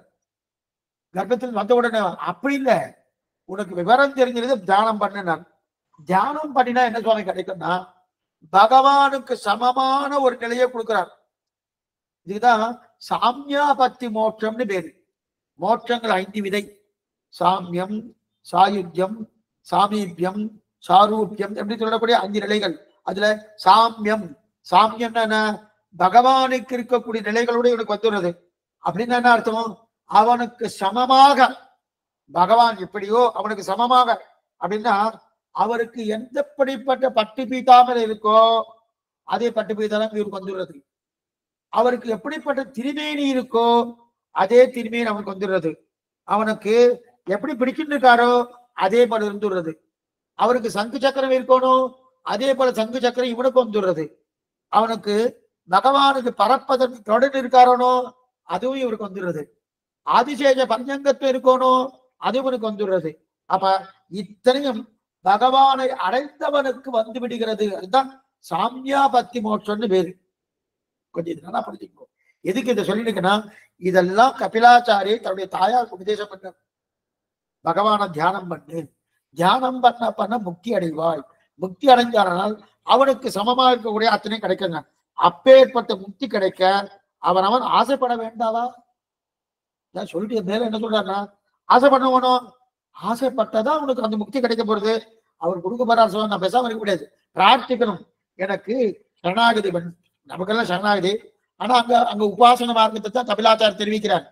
அப்படி தெரிவிக்கச்சே இந்த தியானம் பண்ணி முக்தி அடைவாயின்னு தெரிவிக்கிறார். அதுக்கு மேல ஒரு குழந்தை இருக்கணும், கர்ப்பத்தில் இருக்கணும். கர்ப்பத்தில் இருக்கச்சே ரொம்ப நல்லா இருக்கா சுவாமி. வெளியில வந்ததுக்கு அப்புறம் தான் சிரமப்படுறாள்னா கர்ப்பத்துல இருக்கும் போதே சிரமம். எப்படிப்பட்ட சிரமம்னா கர்ப்பத்தை சுத்தி லட்சக்கணக்கான கிருமிகள் இருக்குமா. நம்ம ஏதோ கர்ப்பத்துல ஆனந்தமா இருக்கும்னு நினைச்சிட்டு இருக்கோம். லட்சக்கணக்கான கிருமிகள், பூச்சிகள் இருக்குமா. அந்த பூச்சியில என்னன்னா கர்ப்பத்தை உண்டு இல்லைன்னு ஆக்கக்கூடிய தன்மை இருக்கும். அதனாலதான் அடிக்கடி இப்படி அவ சிரிச்சுட்டு இருக்கணும், அவன் நன்னா சாப்பிடணும், இந்த வஸ்துவை சாப்பிடணும்னு சொல்லிக்கிறாளியா. அதனால அது மட்டும் இல்ல, கர்ப்ப காலத்துல இந்த ஜீவாத்மா உள்ள இருக்கணும். உள்ள இருக்கச்சு பகவானை பார்த்து தான் வருத்தப்பட்டு பிரார்த்திக்குமா. என்ன பிரார்த்திக்கிறதுனா, என்ன வெளியில விட்டுறாத, இந்த சம்சாரத்துல தள்ளாத, நான் இங்கிருந்து இப்படி மோட்சத்துக்கு போயிட்டேன், கர்ப்பத்துல இருந்து மோட்சத்துக்கு போறேன், என்ன வெளில தள்ளாதுன்னு கேட்குமா. ஆனா அந்த அறிவு ஒவ்வொரு கர்ப்பத்துக்கும் சிசுவுக்கும் இருக்கும். நம்ம ஊர்ல பாரத தேசத்துல இருக்கும், வெளியூர்ல இருக்க எல்லா தேசத்துக்கும் உண்டு.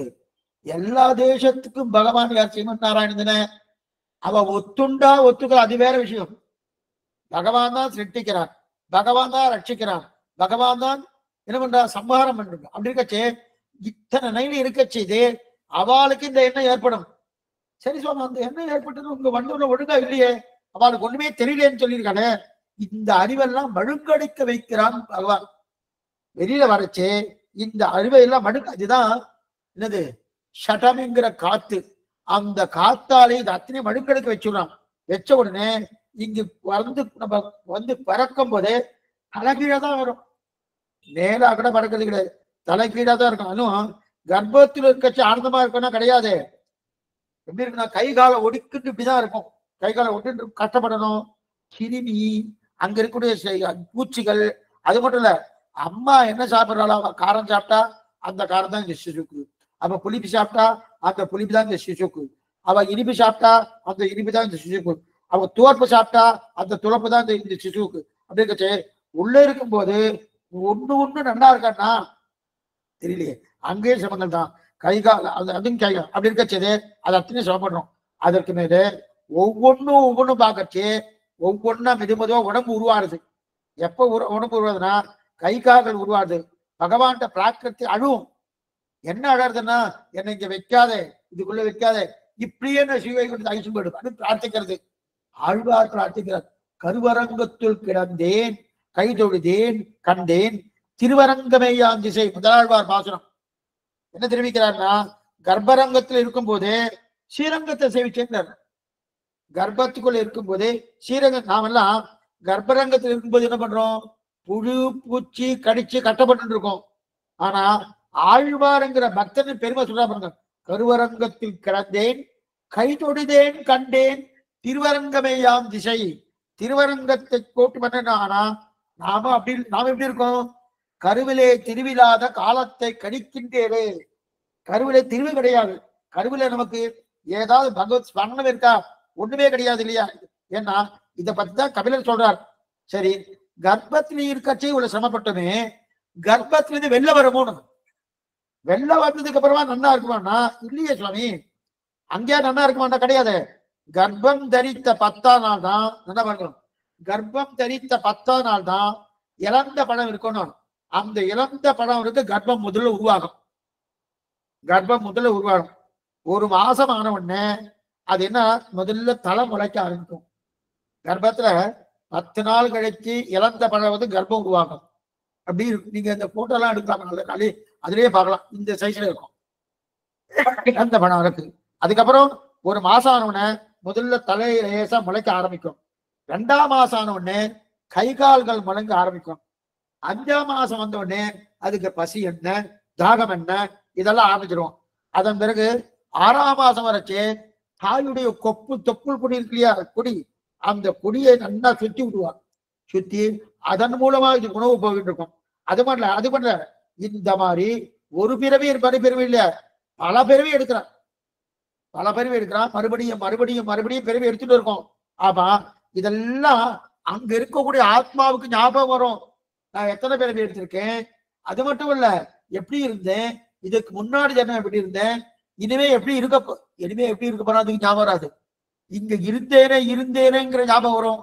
ஞாபகம் வர்றபடியாலே பகவான்கிட்ட பிரார்த்திக்கணும். அந்த ஆத்மா, ஓ என்னை இங்க இப்படியே வெளியில விட்டுடாதே சுவாமின்னு, என்னை இப்படி ஐஷனு போன்னு பிரார்த்திக்கிறதுனும். ஆனா அந்த ஞாபகத்தெல்லாம் மயக்கடிக்கப்படுகிறான் பகவான். எந்த ஞாபகம் நமக்கு இல்லை. ஏன்னா பகவான்கிட்ட பிரார்த்திக்கும் போது அந்த பிரார்த்தனை ஏத்துட்டு இருக்கணுமே சுவாமினா, ஏத்துண்டா இவன் கர்மா இருக்கு, இவன் கர்மா தொலைச்சாதானே. ததா வித்வான் புண்ணிய பாப்பே விதூய நிரஞ்சன பரமம் சுவாமி உப்பை தண்ணே. அந்த புண்ணியங்கள் என்ன பாபங்கள் தொலைக்கணுமோனோ அதை தொலைக்கிறதுக்காக தான் இங்க அவன் பிறக்கணும். பிறந்தது மட்டும் இல்ல, பிறந்து எத்தனை சுலப்பண்ணமோ அத்தனை சுலப்படுறானோ.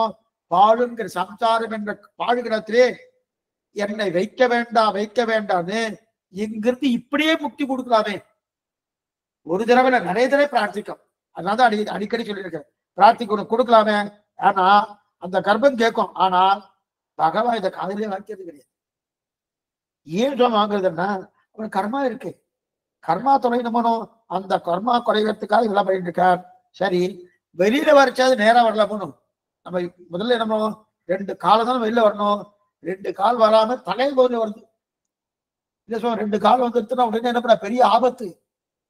தாய்க்கும் ஆபத்து, சிசுக்கும் ஆபத்து. உடனே வைத்தியரை கூப்பிட சொல்லுவா. அவ வந்தாதான் அதுக்கு வேலையாகும். எது சொல்ல வந்தேன்னா, இங்கிருந்து வீடு கீழே வர செய்யாது ஒழுங்கா இருக்காரன்னா நல்லா தலைகுப்புற வந்து விழுறான். தலைகுப்புற வந்து விழுந்துட்டு இருக்காரணும். தலைகுப்புற வந்து விழுந்துட்டு, சரி சுவாமி அந்த தலைகுப்புற விழுந்து திரும்ப வரணும். எப்ப சுவாமி இவர் விழுந்து வந்துட்டா சுவாமி, குழந்தை வந்துட்டு அடித்து எல்லாம் நன்னாதான் இருக்கு. அந்த சுவாமி சொல்றதுன்னா, தலையில விழுந்துட்டேன், விழுந்ததை எழுதுக்கணுமோனும், கீழே விழுந்த குழந்தை எழுதுக்கணுமோனும். எழுத்துக்கிறதுக்கு எப்ப சுவாமி எழுதுக்கிறேன்னா 80 வயசு. 80 வயசுக்கு. சரி, 80 வயசு வரைக்கும் என்ன பண்ணிட்டு சுவாமின்னா, பிறந்த போது தலை கீழா விழுந்த, நிமிர்ந்து நிற்கிறதுக்கு முயற்சி பண்ணி 80 வயசு ஆயிடுச்சு. அப்ப 80 வயசு வரைக்கும் என்ன பண்ணால், தலைகுப்புற விழுந்ததை விழுந்து நிற்கிறதுக்கு பிரயத்தனம் பண்ணிட்டு இருக்கோம். அவ்வளவுதான் அப்படின்னு தெரிகிறாடியா. அது மட்டும் இல்ல, உள்ள இருக்கச்சே நன்னா இருக்கா சுவாமின்னா, உள்ள இருக்கச்சேனா மலம் என்ன, மூத்திரம் என்ன, அதே போல மத்திய என்ன, என்னென்ன சீழ் என்ன, ரத்தம் என்ன, இது இத்தனையோடு இருந்திருக்கணும். அதெல்லாம் இருந்துருக்கு. வெளில வந்ததுக்கு அப்புறமா ஒழுங்கா இருக்கும்னா மலமும் தெரியாது, மூத்திரமும் தெரியாது. அதே போல இருக்கக்கூடிய பசி வந்தாலும் சொல்றதுக்கு உண்டான தன்மையே கிடையாது. அவரு அதுக்கு மாதிரி இதெல்லாம் சின்ன பருவத்திலே, சின்ன பருவம் என்ன, தான் பிறந்த உடனே, அதுக்கப்புறம் ஒரு வயசு வந்ததுக்கு அப்புறம் 5 வயசு 6 வயசு ஆயிடுச்சுன்னா விளையாட்டு பருவம், விளையாட்டு வந்துருது. அதன் பிறகு என்ன வந்துருது, இளமை பருவம், நன்னா யுவா குமாரகா என்று சொல்லக்கூடிய இளமை பருவம் வந்துடுறது. அந்த இளமை பருவம் வந்ததுக்கு அப்புறம் இன்னும் கொஞ்ச நாள் போயிடுச்சுன்னா பொறுப்பு வந்துடுறது. சுவாமி என்ன பொறுப்புன்னா, இதை பண்ணணும், அதை பண்ணணும், அதை பண்ணணும், அதை பண்ணணும் அப்படின்னு கொண்டு வந்துடுறது. அதுக்கு மேல புத்தி போயிடுது, புத்தி போயிடுது. ஏன்னா சின்ன வயசுல கை கால்லாம் நன்னா இருக்கும், எந்த ஊருக்கு போகணும்னா நன்னா போகலாம், என்ன காரியம் பண்ணாலும் நன்னா பண்ணலாம். ஆனா அப்ப மனசு பகவானை போய் சேவிக்கணும்னு எண்ணம் வருமானம் வராது, அந்த எண்ணம் வராது. ஆனா 55 வயசாயிட்டுன்னு வச்சுக்கோ, மனசு உடனே ஆர்ப்பரிக்கும். ஓ போய் திருவரங்கத்தை சேவி, திருக்கணபுரம் சேவி, எங்கெங்க திவ்ய சேவி ஆர்ப்பரிக்கும். ஆனா அப்ப என்ன பண்ணுவாங்க, இந்த பஞ்ச ஐம்புலன்கள் அது என்ன பண்ணும்னா, கை கால் வலிக்கிறது, இது முதுகு வலிக்கிறது, இத்தனை வலி இருக்கு இல்லையா. அப்ப இதெல்லாம் என்ன பண்றதுன்னா, நன்னா சிறு வயசுல மனசு நமக்கு இடம் கொடுக்காது. பெரு வயசு வந்த உடனே, பெரிய வயசு வந்த உடனே கைகால்களோ நம்முடைய நிலையோ இடம் கொடுக்காது. ஆக நம்முடைய கட்டுப்பாட்டுல இருக்குமான இருக்காது. சரி 80 வயசு ஆயிடுச்சுன்னா எல்லாமே கட்டுப்பாடு போயிடும். ஆக நகரவே முடியலன்னு தெரிவிக்கிறாடியா. அதனாலதான் இளரொளி இளமை கெடுவதன் முன் நம் மலரொளி மாயோர் மருவிய கோயில் சொல்லி, இளமை கெடுவதற்கு முன்னாடே இந்த திருமாலின்ஜோலை வளைய வந்து செவிங்கோ அப்படின்னு தெரிவிக்கிறாள் இல்லையா. சுவாமி இது மட்டும் இல்ல, இன்னைக்கு காலட்சேபம் நீங்களா வந்திருக்க இல்ல, காலட்சேபம் வந்தவாள்னா எல்லாமே 50க்கு மேலதான் எல்லாம். ஏன் சுவாமி இளைஞர்கள் வரமாட்டாங்கன்னா, வருவா. எப்ப வருவா சுவாமின்னு, முதுமை வந்தா வந்துருவா. என்ன சுவாமி அவ்வளவுதான். இளமையில் யாரும் போறதே கிடையாது. மனசு இடம் கொடுக்கணும். மனசு இடம் கொடுத்தன மனையேகி மனுஷானம் காரணம் பந்த மோட்சையே, பந்தத்துக்கும் மோட்சத்துக்கும் பிரதான காரணம் எதுன்னா மனசுன்னு தெரிவிக்கிறாடியா. அதனால தெரிவிக்கிறாடியா. ஆக வயதாகிச்சுன்னா, வயதாகிச்சுன்னா நல்ல ஞானம் வந்துடுறது. ஆனா ஞானம் வந்து பிரயோஜனம் இல்லாம போறது. வயசாயிடுச்சு சுவாமி, 65 70 வயசாயிடுச்சு சுவாமி, ஞானம் நல்லா இருக்கு சுவாமி, அபாரமா எல்லாருக்கும் உபதேசம் பண்ணிட்டு இருக்க சுவாமி. சரி நீர் பண்ணிவீரன்னா முடியல சுவாமி, தெரியும் இல்லையா. அப்ப இதோட இந்த பிறவி முடிஞ்சிடுறது இல்லையா. பிறக்கிற மனோ, இதுதான் ஒரு சாஸ்திர வாக்கியம் சொல்றது. அஸ்தி ஜாயத்தே பரிணமத்தே விவர்த்ததே அபக்ஷியத்தே வினஷ்யதி. அதாவது முதல்ல பிறக்கிறான், அதுதான் வளர்றான், அப்புறம் இன்னும் நன்னா வளர்றான், நன்னா நன்னா பெருத்து வளர்த்துட்டு இருக்கான், அதுக்கப்புறம் கொஞ்சம் கொஞ்சமா குறையிறது, அதுக்கப்புறம் பூர்த்தியா போயிடுறது அப்படின்னு தெரிவிக்கிறாரு. அது போகும்போது இன்னொருத்தர் சரீரத்தை பிடிச்சுதான் போறது. போகும்போது வெறுமா போறதுன்னா இன்னொரு சரீரத்தை பிடிச்சுக்கிறதுனும், அடுத்த பிறவி எது அது தெரிஞ்சு கொண்டே போயிட்டு இருக்கணும். அது மட்டும் இல்ல, போகும்போது என்னென்னதை எடுத்துன்னு போறது, நம்முடைய கர்மத்தையே எடுத்துன்னு போறது, வாசனையே எடுத்துன்னு போறது, ருசியையும் எடுத்துன்னு போறது. கர்மம் என்னன்னா எத்தனையோ ஜென்மாங்கள் பண்ணப்பட்ட புண்ணியபாப கர்மாக்கள், அதையும் போறது. வாசனை என்ன, இப்படிதான் என் மனசு இருக்கும்னு ஒரு வாசனை இருக்குமானோ, அந்த வாசனையும் போயிடுது. ருச்சி அது மேல பெரிய ஆபத்து. அந்த ருசியோடு போயிட்டு இருக்கு இல்லையா. அப்ப அது நம்ம விட்டு தொலைமனா தெரியாது, அடுத்த பிறகு அது வந்துடுறது. வாசனா வந்துடுறது, ருச்சி வந்துடுறது, கர்மா வந்துடுறது இல்லையா. அப்ப அப்படி இருக்கச்சது, இனி இந்த பெரிய இருள் தருமா ஞானத்துள் இனப்பிறவி யான் வேண்டேன், இனி எனக்கு பிறவி வேண்டாம், பிறவி வேண்டாம், பிறவி வேண்டாம் அப்படின்னு சொல்லக்கூடிய ஒரு தன்மை இருக்கு. ஆனா இதெல்லாம் எப்ப வருது, நல்லா வயசானதுக்கு அப்புறம் வந்துட்டு இருக்கு. அந்த இதெல்லாம் யாரு, கபிலர் தேவபூதி தன்னுடைய தாயாருக்கு உபதேசம் பண்ணிருக்கா. அடுத்த பெரிய நன்னா இருக்கா சுவாமின்னா, இந்த கர்மா நன்னா இருக்க நன்னா இருப்பதற்கு கர்மாவே சரிங்க. சரி பக்தி பண்ணி முக்தி அடையணும்னா பாவங்கள் அத்தனை தொலைணும், பாவங்கள் அத்தனை தொலைணுமா, தொலைஞ்சினவன்னா தொலைச்சு விட்டு போடுற. அப்ப உயர்ந்த அர்ச்சராதி மார்க்கத்துக்கு போகணுமோனோ, அர்ச்சராதி மார்க்கத்தை பத்தி தெரிவிக்கிறார் கபிலர். ஏன்னா தாயாருக்கு இதெல்லாம் சொன்னாதான், தாயார் என்ன பிள்ளை வேணும் பிள்ளை வேணும் பிள்ளை வேணும் தானே பிரார்த்தித்திருந்தார் கந்தப பிரஜாபதி கிட்ட. அதெல்லாம் தவறுன்னு சொல்றதுக்காக தான் தெரிகிறார். அர்ச்சராதி மார்க்கம் எப்படி இருக்குன்னு தெரிஞ்சுக்கோ. உயர்ந்த அர்ச்சராதி மார்க்கம், நீராத இன்பம் வேணும்னா அதை ஆசைப்படணுமா. ஒவ்வொரு ஜீவாத்மனும் 3 ஆசைப்படணும்.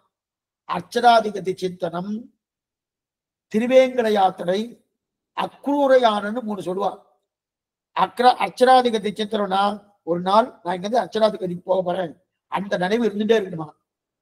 அந்த காலத்துல திருவேங்கட யாத்திரைக்கு ஒரு சிரமமா, திருவேங்கட யாத்திரை போகணும் போகணும் நினைக்கணுமா. அதற்கு மேல இது அக்ரூர யானம், அக்ரூர பாரித்தார். கண்ணனை சேவிக்கணும் சேவிக்கணும் சேவிக்கணும் பாரித்தார் இல்லையா? அந்த பாரிப்பு நமக்கு இருக்கணுமா? அதுல பிரதானமாக அர்ச்சராதி கதி சிந்தனம். எப்படிப்பட்டது? நசபுனராவர்த்ததே நசபுனராவர்த்ததே. நீலாத இன்பத்தை கொடுக்கக்கூடிய திவ்ய தேசம் எதுன்னா அது ஸ்ரீவைகுண்டம். நலமந்தமெல்லதோர் நாடு புகுவீன் ஆழ்வார் தெரிவிக்கிறாடியா. அப்படிப்பட்ட அர்ச்சராதி கதியில ஆசை வைத்திருக்கிறோம் இந்த வழியில். சரி சுவாமி, அப்ப அர்ச்சராதின் கதின்னு ஒரு வழி இருக்கு, இன்னொன்னு தூமாதி கதின்னு ஒரு வழி. அர்ச்சராதினா அர்ச்சிஸ் என்று சொல்லக்கூடிய ஒளி உலகத்தை முதல் உலகமாக கொண்டதுதான் அர்ச்சராதி கதி. தூமாதி கதினா புகை மண்டலத்தை முதல் உலகமாக கொண்டது தூமாதி கதி. அப்ப தூமாதி கதியில போனவாலாம் திரும்ப வந்துருவா, அர்ச்சராதி கதி போனவாலாம் திரும்ப வருவது கிடையாது. நச்சபுனராவர்த்ததே நச்சபுனராவர்த்ததே என்று தெரிவிக்கிறார். அப்ப அவ என்ன பண்ணுவான்னா சந்திரலோகத்துக்கு போய் அங்க நன்னா அனுபவிச்சுட்டு அங்க இருக்கக்கூடிய திரும்ப வந்துருவா. ஆனா ஸ்ரீவைகுண்டம் போனவா திரும்ப வருது கிடையாது. பிரம்மாவின் சத்தியலோகம் போறையும் போனாலும் திரும்ப வர வேண்டியதுதான். பிரம்மாவின் சத்தியலோகம் வரையும் போனாலும் திரும்ப வருதுன்னா விரஜையை தாண்டணும். விரஜையை தாண்டி ஸ்ரீவைகுண்டத்துக்கு புகுந்தா அவன் திரும்ப வருவது கிடையாது.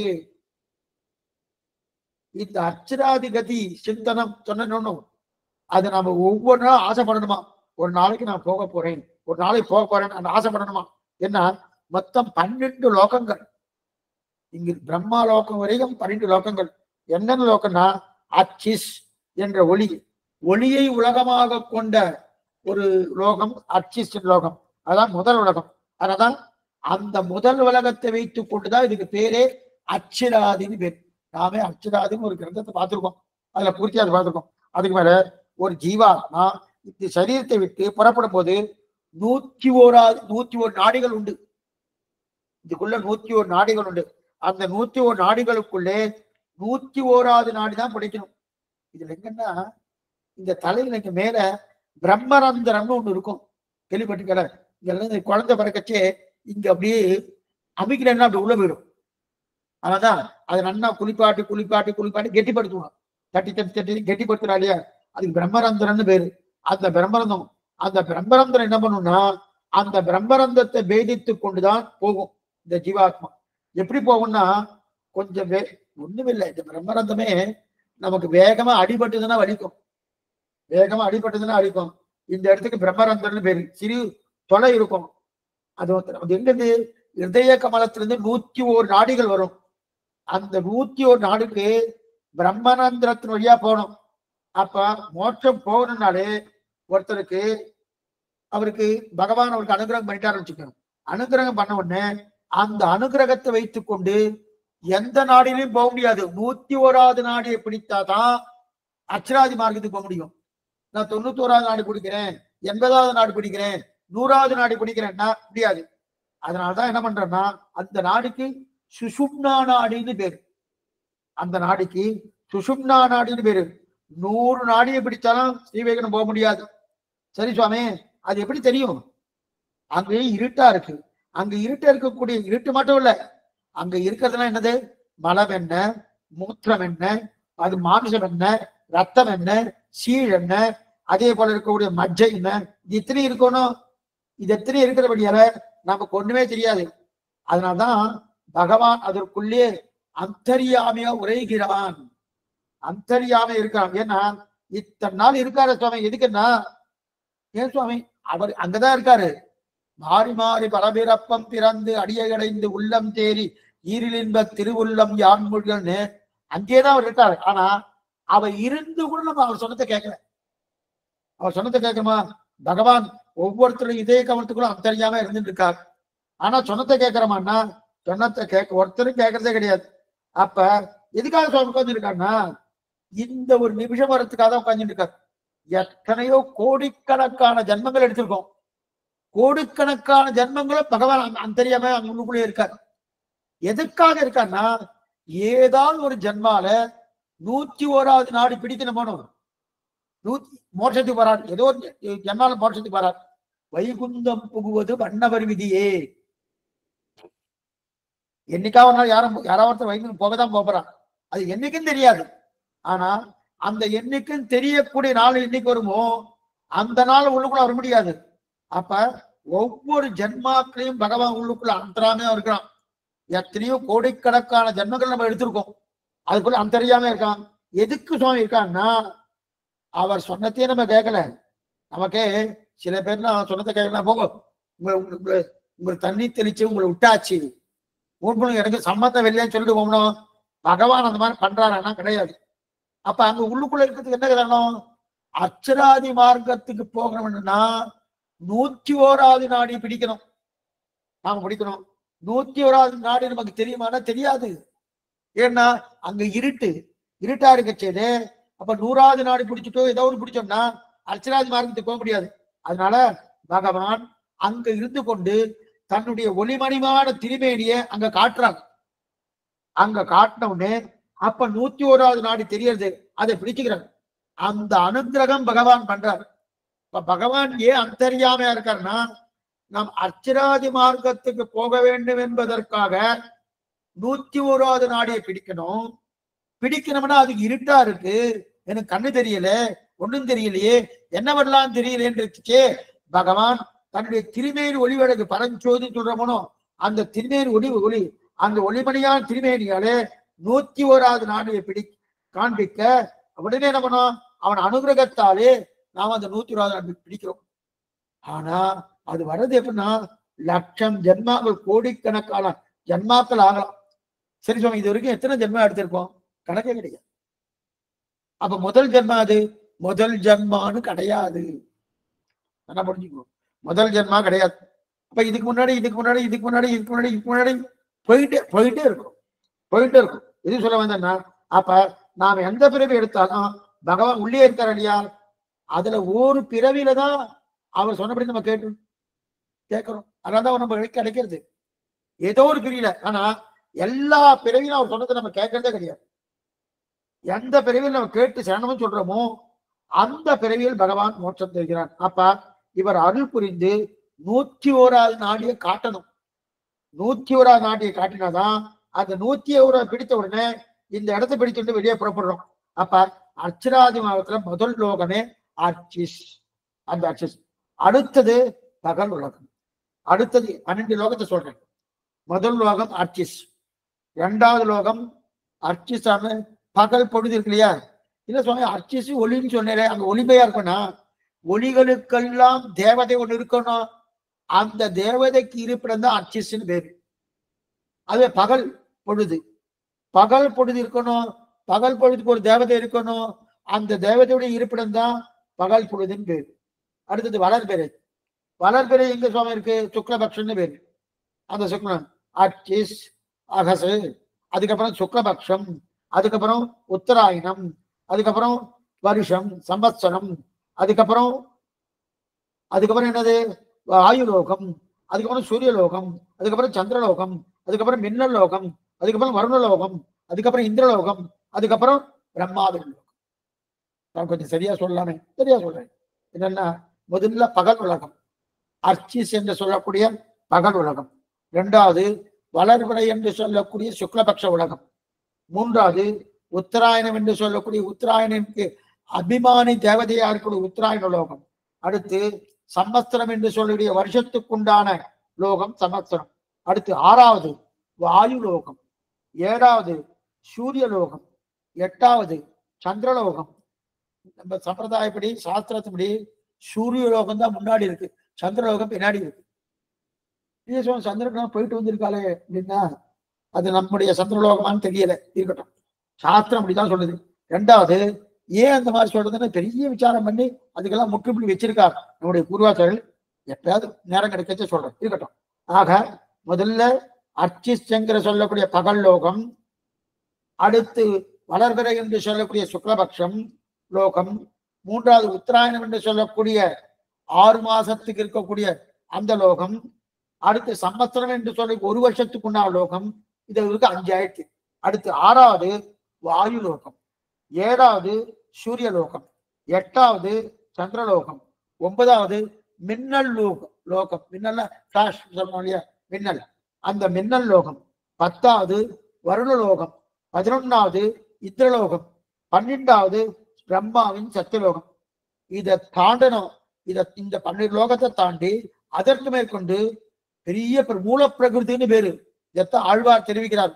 சூழ்ந்து அகழ்ந்து ஆழ்ந்து உயர்ந்த முடிவில் பெறும் பால், சூழ்ந்து அதனில் பெரிய பரன் மலர்ச்சோதி, சூழ்ந்து அதனில் பெரிய சுடர்ஞான இன்பம் தெரிகிறார் யார்? அப்படிப்பட்ட பால். அந்த பால் என்று சொல்லக்கூடிய அந்த பெரிய மூலப்பிரகிருதியை கடந்தால் அதுக்கப்புறம் விரஜா நதி வர்றது, பெரிய ஆறு. விரஜா நதி பெரிய ஆறு. அந்த ஆற்றுல போய் நம்ம ஸ்நானம் பண்ணணும், குளிக்கணும். குளிச்சு முடிச்சதுக்கு அப்புறம் நம்ம எடுத்துட்டோமே சூக்ஷ்ம சரீரம். ஏன்னா இந்த சரீரத்தை விடும்போது இந்த சரீரம் இங்கே போயிடுச்சு. இந்த ஸ்தூல சரீரம் இருக்கணும், நம் கண்ணாலே பார்க்கக்கூடிய சரீரம் இருக்கணும். இந்த சரீரம் இங்க போயிடுச்சு. இதைத்தான் 7 நிலத்தில் இடுவதன் முன்னும் பெரியாழ்வா தெரிவிக்கிறேன். இந்த ஆத்மா கிளம்பி போகணும்னா சரீரமா போகாது. சரீரம் வேறுமோனும் அந்த சரீரத்துக்கு தான் பகவான் சூஷ்ம சரீரத்தை கொடுக்குறாரு. ஆனா அந்த சூஷ்ம சரீரத்துக்குள்ளேயும் இன்னும் நமக்கு சில சில கர்மாக்களுடைய சூஷ்ம கர்மா உண்டு. அந்த சூஷ்ம கர்மாவையும் தொலைக்கிறோம். எங்க? விரஜானில தீர்த்தமாடும் போது சூஷ்ம கர்மா தொலைக்கிறோம். எதுக்கு சொல்ல வந்தேன்னா, இப்ப இருக்க செய்து ஆத்மா கலப்பணும்னு சரீரம் வேணும்.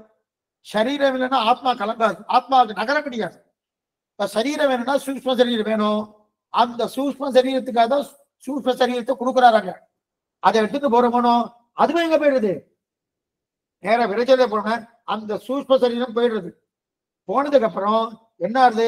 அங்க விரைச்சலை குடிச்ச உடனே அங்கிருந்து நமக்கு மிகுந்த ஒளி படைத்த பகவானுக்கு இருக்கக்கூடிய திருமேனி போல நமக்கு அந்த மாதிரி ஒரு திருமேனி கிடைக்கிறது. அந்த திருமேனி கிடைக்கிறது அப்ராகிருதமான திருமேனின்னு பேரு. இதுக்கெல்லாம் பிராகிருதமான சரீரம்னு பேரு. இந்த சரீரத்துக்கு பிராகிருதம். பிராகிருதம்னா பஞ்சபூதங்களால் ஆக்கப்பட்ட சரீரம். இது பஞ்ச சக்தி மயங்களால் ஆக்கப்பட்ட அப்ராகிருதமான திருமேனி நமக்கு அங்க கிடைக்கிறது.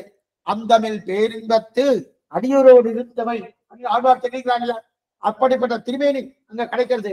அந்த கிடைச்ச உடனே அப்படிப்பட்ட நிலையை அங்க இருக்கிற ஆதிசேஷம் பீடத்துக்குள்ள நுழைகிறோம். ஸ்ரீவைகுண்டத்தில் நுழைகிறோம். நேர ஆதிசேஷ பீடம். அந்த ஆதிசேஷ பீடத்துல நடுவுல வழிபாரம் மாமலரும் மலவரகும் இருந்திருக்க நடுவாக வீட்டிருக்கும் நாரணன். மத்தியில சிவன் நாராயணன் எழுந்தருளிருக்கான் இல்லையா? அவனை போய் நல்லா பிரதட்சணம் பண்ணிட்டு அந்த பிரதட்சணம் வரும்போது வலது பக்கத்திலே ஸ்ரீதேவி நாச்சியார், இடது பக்கத்திலே பூதேவி நாச்சியார், நீலாதேவி நாச்சியார். வைகுண்டேது பரையலோகி கியாசாத்தம் ஜெகத்பதிகி ஆஸ்தே விஷ்ணு ரச்சிந்தாத்மா பக்தேகி பாகவதை சகா என்று போன உடனே விழுந்து நமஸ்காரம் பண்றான். புனப்புனகா புனப்புனகான்னு மறுபடியும் மறுபடியும் மறுபடியும் விழுந்து நமஸ்காரம் பண்றான். நமஸ்காரம் பண்ணி பகவான் அவன் அள்ளி எடுத்துக்கிறார். அள்ளி எடுத்துட்டு தன்னுடைய மடியில உட்கார வச்சுக்கிறார். உட்கார வச்சுட்டு கோஷி நீ யார்? இதெல்லாம் நம்ம அச்சராஜில பார்த்திருக்கோம், அதனால சுருக்கமா சொல்றேன். நீ யாருன்னு இதெல்லாம் கபிலாச்சாரி தெரிவிக்கிறார் தன்னுடைய தாயாருக்கு. நீ யாருன்னு கேட்க, அடி அகம் பிரம்மாஸ்மி, நான் உனக்கு சரீரம் அப்படின்னு சொல்றாங்க. தேவரே தான் என்னுடைய ஒரு பகுதி, அடியன் தேவரேன்னு ஒரு பகுதி, உண்மை இனிமேல் நிரந்தரமாய் இங்கே அனுபவிக்க வந்தேன் என்று சொல்றச்சே அவர் தன் மார்போடு அழைத்துக்கிறார். அக்ரூரர் எப்படி அணைத்துக் கொண்டாரோ, அதே பரதனை எப்படி அணைத்துக் கொண்டாரோ, ஹனுமானை எப்படி அணைத்துக் கொண்டாரோ, அது மாதிரி மார்போடு அழைத்துக் கொண்டு ஒரு பக்கம் மகாலட்சுமி, மற்றொரு பக்கம் ஆச்சரியமா இருக்கக்கூடிய ஆதிசேஷன், இன்னொரு பக்கம் கருடன், இன்னொரு பக்கம் நம்மாழ்வார் என்ன, சுவாமி ராமானுஜர் என்ன, வேதாந்த தேசிகர் என்ன, மணவாள மாமி என்ன, இவங்க அத்தனை பேர் நம்ம சேவிக்கிறோம். சுவாமி இவெல்லாம் சேவிக்கலாம், என்ன சேவிக்கிறோம்? மணவாள மாமனிக்கு நம்ம விக்கிரக ரூபத்தை சேவிக்கிறோமோ பிரத்யட்சமா சேவிக்கலாம். வேதாந்த தேசிகரங்க விக்கிரக ரூபத்தை சேவிக்கிறோமோ பிரத்யட்சமா சேவிக்கலாம். கருடன் நம்ம சில ரூபத்தை சேவிக்கிறோமோ பிரத்யட்சமா சேவிக்கலாம். அதே போல ஆதிசேஷத்தை பண்ணணும். ஆதிசேஷனா 1000 பணாமண்டலோடு கூட ஆதிசேஷன் நன்னா சேவிக்கலாம். இது அத்தனையும் நன்னா அங்க சேவை கிடைக்கிறது. அதுக்கு மேல மடியில உட்காந்துட்டு, சரி இப்பதானே வந்திருக்க, ஏன் இதுக்கு முன்னாடி வரலன்னு கேட்கிறேன். இதுக்கு முன்னாடியே வந்திருக்கலாமோனோ, ஏன் இத்தனை நாள் கழிச்சு வந்தேன்னா, இப்பவாது வந்தேன்னு நான் ரொம்ப சாமர்த்தியமா பேசுறோம். இப்பவாது வந்தேனே சுவாமி, நீ திருப்பியும் அந்த பழைய கதை ஞாபகப்படுத்தினா எனக்கு புத்தி பேதம் வச்சுனா மறுபடியும் அங்க போனாலும் போயிடுவேன். அதனால பழைய கதை ஞாபகப்படுத்தால, முக்தனா வந்துட்டேன், இனிமே அதை ஞாபகப்படுத்தான்னு சொல்ல, ஆகா முக்தி இங்க அனுபவிக்கலாம்னு உடனே ஆமா சரி இன்னைக்காக வந்திருக்கேன்னு சொல்ல. ஏன்னா இனிமே பழைய கதை கலரக்கூடாது. கலரினா என்ன சுவாமி ஆகும்னா ஒண்ணுமே இல்லை. வந்தாச்சனும் வந்ததுக்கு அப்புறம் இந்த அனுபவம் தான் முக்கியம். ஒருத்தருக்கு தாகமா இருக்குன்னு இளநீர் கொண்டு வந்து கொடுத்தார். இந்த இளநீருக்குள்ள எப்படி இந்த இளநீர் இந்த தண்ணி வந்து கேட்டா அதை ஆராய்ச்சி பண்ணதுக்கு அப்புறம் தான் குடிக்கிறேன்னா குடிக்கவே போறதுன்னு அர்த்தம். அதே போல இங்க என்ன பண்ணிருக்கா, இத்தனை பட்டப்பாடு எல்லாமே தெரியும். அங்க போய் சேர்ந்தாச்சு. சேர்ந்ததுக்கு அப்புறம் அனுபவம் அனுபவம் அனுபவம் நலமந்தம் இல்லதோ நாடு அப்படின்னு சொன்னோம் இல்லையா? அப்படிப்பட்ட நித்திய முக்தோடு சேர்ந்து ஊஹா ஊஹா அகமன்னம் அகமன்னம் அகமன்னாதோ அகமன்னாதோ அகமன்னாதோ அனுபவிக்கிறா இல்லையா? அந்த அனுபவம் தான் ஒவ்வொருத்தரும் இதை நினைக்கணுமா? சரி சுவாமி, ஆள ஆசைப்பட்டா மட்டும் போராது, வைராக்கியம் வரணும். ஆசைப்பட்டா உடனே கிடைச்சிருமா? நான் சீவைகண்டம் போறேன் ஆசைப்பட்டுட்டே இருக்கேன் சுவாமி. நீங்க தானே சொன்னேன் அச்சராதிகதி சிந்தனும் சொன்னேனோ. சிந்தித்தா போறணும், சிந்தித்தா போறாது, வைராக்கியம் வரணும். வைராக்கியம் வந்து போகணும் போனோம். இப்ப கபிலாச்சாரி என்ன தெரிவிக்கிறவன், தாயே உனக்கு இத்தனை நாள் வைராக்கியம் இல்லை, அதனாலதான் நீ அச்சராதிபதி சிந்தனம் உனக்கு வரல. வைராக்கியத்தை பிரதானம் பெற்றுக்கும். அதை பெற்றுட்டியன்னா உனக்கு என்ன இருக்கும்? அப்ப என்ன ஆகும்?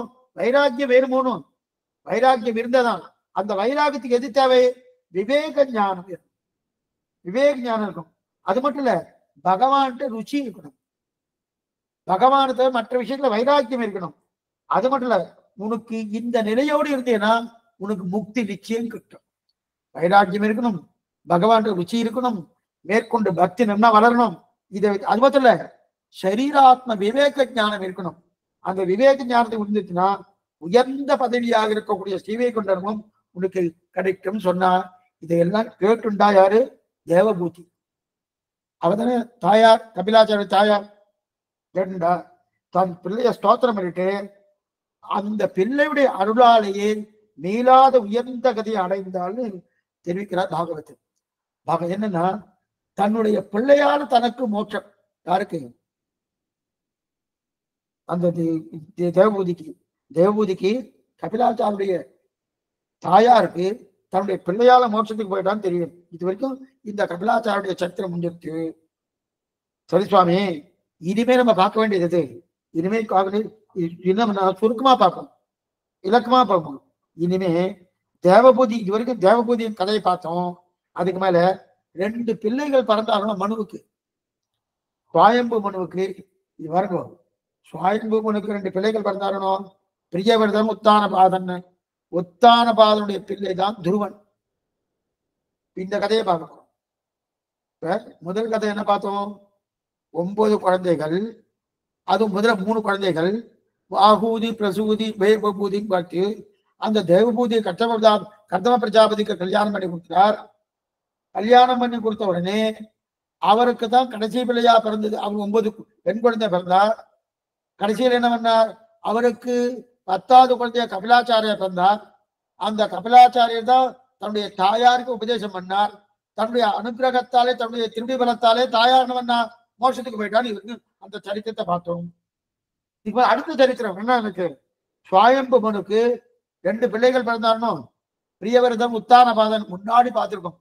அந்த 2 பிள்ளைகளை உத்தானபாதன் பிள்ளை தான் துருவன். இப்ப துருவ சரித்திரம் இருந்தது. அவர் எப்படி தரிசித்தார்? பெரிய சரித்திரம் துருவனுடைய சரித்திரம். பிரியவர்தன் கிடையாது, பிரியவர்தன் பிள்ளை ஆக்னி தன்னு பேர். இந்த பேர்ல ஞாபகம் வச்சுக்கொண்டு அவசியம் இல்லை, இங்க சொல்லியிருக்குன்னு உங்களுக்கு சொல்லிட்டு இருக்கேன். பிரியவர்தன் பிள்ளை பேரு ஆக்னி தன்னு பேரு. அவருடைய பிள்ளை நாபின்னு பேரு. அவருடைய பிள்ளை ரிஷபதேவன் பேரு. அவருடைய பிள்ளை ஜடபரதன் பேரு. ஜடபரதனுடைய சரித்திரத்தை பார்க்கணும். என்ன பாருங்க, ஒரு பக்கம் துருவனுடைய சரித்திரம், மற்றொரு பக்கம் ஜடபரதர் சரித்திரம். ஜடபரதர் உடந்த ரிஷியிடத்துல போய் எத்தனையோ அர்த்தங்களா கற்றுண்டார். இதுக்கு ரகுகுணன்னு ஒரு ராஜா, சுருக்கமா முதல்ல சொல்லினேன், அப்ப விவரமா சொல்றேன். ரகுகுணன் ஒரு ராஜா. அந்த ராஜாவிடத்துல போய் ஆத்மோபதேசம் பேசணும்னு கிளம்புறாரு. யாரு? ரகு. யார்கிட்ட? அவர் கபிலிடத்துல போய் ஆத்ம குணத்தை கத்துக்கணும். ரகுகுணன் என்கிற ராஜா கபிலிடத்துல போய் ஆத்ம குணத்தை நன்னா தெரிஞ்சுக்கணும் கிளம்புறார். கிளம்பச்சு ராஜா கிளம்பச்சு பல்லக்கில் தானே கிளம்புவா. கள்ளத்துல கிளம்பச்சு 4 மூளைக்கு 4 மனிதர்கள் இருக்கணும். 3 மூளைக்கு நன்னா இருக்கா, 4வது பேருக்கு ஆள் இல்லை. 4வது பேருக்கு ஆள் இல்லை. அப்பதான் அந்த பக்கம் ஜடபரதர் போயிட்டு இருந்தார். நல்லா பாத்துக்கோ. அந்த பக்கம் ரகுகுணன்னு ராஜா கபிலாச்சாரிய உபதேசம் கேட்கறதுக்காக போயிட்டு இருக்கார். 4 மூலைக்கு 4 ஆள் வேணும். அதுல 3 ஆள் கிடைச்சிருச்சு. ஒருத்தர் கிடைக்கல. கிடைக்காதபடியாலே அந்த பக்கம் ஜடபரதர் போயிட்டு இருக்கார். ஆத்ம ஞானம் படைத்தவர், பிரம்மமே அவர் அப்படின்னு சொல்லலாம். அந்த அளவுக்கு ஆத்ம ஞானம் உண்டு. எப்ப பார் சதா பசஞ்சி சூரஜகா என்று சொல்லும்படியான பிரம்ம ஞானத்தோடு எப்பவுமே இருந்துட்டு இருப்பார். அப்படி இருக்கச்சே அந்த ஜடபரதரை பார்த்து, அவர் ஒரு சன்னியாசி, அவரை பார்த்து அவரை ஒண்ணுன்னா உலகத்தை பத்தி என்னமே கிடையாது அவருக்கு. பெருமான அனுபவிச்சுட்டு பார். இந்த பல்லவ தூக்க கூட ரகுன்னு என்ன பண்ணா, அந்த சன்னியாசி கூப்பிடு, அவர் தூக்கிட்டு போகட்டும் அப்படின்னு சொல்லி ரகுகுணன் சொன்னா. உடனே இந்த மத்த 3 பேர் என்ன பண்ணா, நேர அந்த இவர்கிட்ட வந்தார், ஜடபரதன் வந்தார். இதை தூக்குனார். அவர் எது வேணா பண்ணுவார், பிரம்மந்தான் பண்றது என்கிற எண்ணத்தோடு தூக்கினார். தூக்கி ஒரு பக்கம் அவர், மத்த 3 பக்கம் 3 பேர் எடுத்துட்டு இருக்கார். இவரால பகவான அனுபவிக்கிறபடியாலே காலாழும் நெஞ்சடியும் கண் சுழன்னு ஒழுங்கா தூக்க முடியல. ஏன்னா என்னைக்குமே ஸ்ரீபாதம் தாங்கின்னு இருக்காள் பகவானுக்கு. அவளுக்கு அந்த நினைவோடு எடுத்தது, அவ எங்கேயோ ஞாபகம் தூக்கினா சரியா தூக்க முடியாது. அவ எந்த நடையோடு போறாளோ அந்த நடையோடு போடணும். அவ எப்படி ஸ்டெப் வைக்கிறாளோ அந்த ஸ்டெப்போடு போகணும். இவருக்கு பகவான அனுபவிச்சுட்டு இருக்கக்கூடிய ஒரு தன்மை இருக்கிறபடியாலே ஒழுங்கா தூக்க முடியல. இப்படி அப்படி தள்ளாடிட்டு இருக்கார். காலாழும் நெஞ்சடியும் தள்ளாடிட்டு இருக்கார். உடனே தள்ளாடி இருக்க பல்லக்காடு போனோம். அந்த ராஜா கோபம் கொடுத்து, அந்த ராஜா கோபம் கொடுத்து இதை இறக்குன்ட்டார். பல்லக்கு கீழே வைத்தார். பல்லக்கு கீழே அது யாரது இந்த மாதிரி தள்ளாடிக்கு போறது, அவனுக்கு அடிபடும், அவனுக்கு நிறைய தண்டனை கொடுக்க போறேன், என்ன வேணுது நேரா ஒழுங்கா தூக்க தெரியாத அவனுக்கு அப்படின்னு நேரா ஜடபரத்தை பார்த்து கேட்கிறார். அப்ப கேட்கறச்சு, அப்ப ஜடபரதர் ரகுகுணம் தானே அந்த ராஜா, அந்த ரகுகுணத்துக்கு ஆத்ம தத்துவத்தை பத்தி உபதேசம் பண்றார். முதல்ல கேட்ட உடனே இவருக்கு பதில் சொல்லல. அப்புறம் என்னவோ மௌனமா இருக்கிற, யாரு நீ என்னன்னு கேட்டுருச்சு. அப்ப ஆத்ம தத்துவத்தை பத்தி ஜடபரதர் ரகுகுணன் ராஜாவுக்கு உபதேசம் பண்றார். அதுதான் ஜடபரதருக்கும் ரகுகுணருக்கும் கூடிய சம்பாதம். மேல பார்க்கணும், அதை பார்க்கணும். இது என்னது, இதெல்லாம் 2ஆம் பாகவதத்துல 7 நாள் சப்தாபாகம் சொல்றா இல்லையா, அந்த சப்தாபாகத்துல இது 2ஆம் நாளே இதை முடிச்சிடணும். நாம பாகவதத்தை எத்தனையோ காட்சி பண்ணி முடிச்சுட்டோம். இதுக்கு இதை சொல்லிட்டு இருக்கேன்னா, 7 நாட்கள பாகவத்தை முடிக்க வேண்டியது அந்த காலத்துல முடிச்சிருக்கலாம். அந்த அளவுக்கு ஞானம் இருந்தது. அந்த காலத்துல கிட்டத்தட்ட 5-6 மணி நேரம் காலட்சேபம். இன்னைக்கு 5-6 மணி நேரம் காலட்சேபம், 5 காலட்சேபம் ஆகும். இது சொல்ல வந்தேன்னா, அதோட ஏதாவது 2ஆம் பாகவத புராணம் 2ஆம் ஸ்கந்தம் முடிஞ்சுடுறது. இப்ப நம்ம பார்க்க வேண்டியது துருவனின் சரித்திரம்.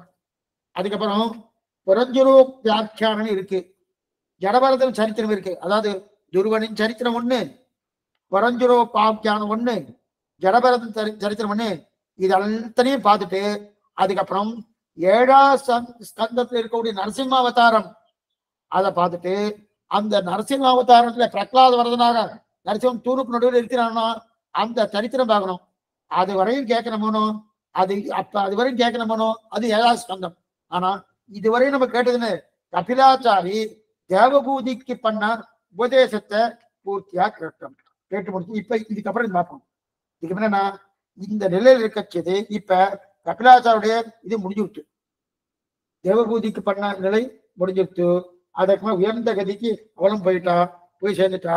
உயர்ந்த கதி ஆச்சாரத்தை ஒரு பார்த்தோம். இதற்கு நாம் அனுபவிக்க வேண்டியது 4ஆவது ஸ்கந்தம். 3 ஸ்கந்தம் ஆயிடுச்சு. இந்த ஸ்கந்தத்தில் தொடக்கத்திலிருந்தே உத்தான பாதம் சரித்திரம் தான் இந்த ஸ்கந்தத்துல உத்தனம். ஏன்னா ஏற்கனவே பார்த்தது என்ன வருவோம், என்ன பெண்ணிமம்சம் பார்த்துருக்கோம். தேவபூதி ஆகூதி பிரசூதியில தேவபூதி கர்தம பிரஜாதேவிக்கும் தேவபூதி கல்யாணம். தேவபூதி தான் கபிலாச்சாருடைய தாயார். அதனுடைய வம்சத்தை பத்தி பார்த்தோம். இப்ப ரொம்ப முக்கியம் என்னன்னா, அதை முடிச்சதுக்கு அப்புறம் இப்ப பிள்ளையுடைய வம்சம், அந்த பிள்ளையுடைய வம்சம் பாக்குறமனும், பிள்ளையுடைய வம்சத்து யாரு இருக்கா, பிரியபரிதான் உத்தான பாதம் 2 பேர் இருக்கானோ. அதாவது உத்தான பாதத்துக்கு 2 மனைவிகள்.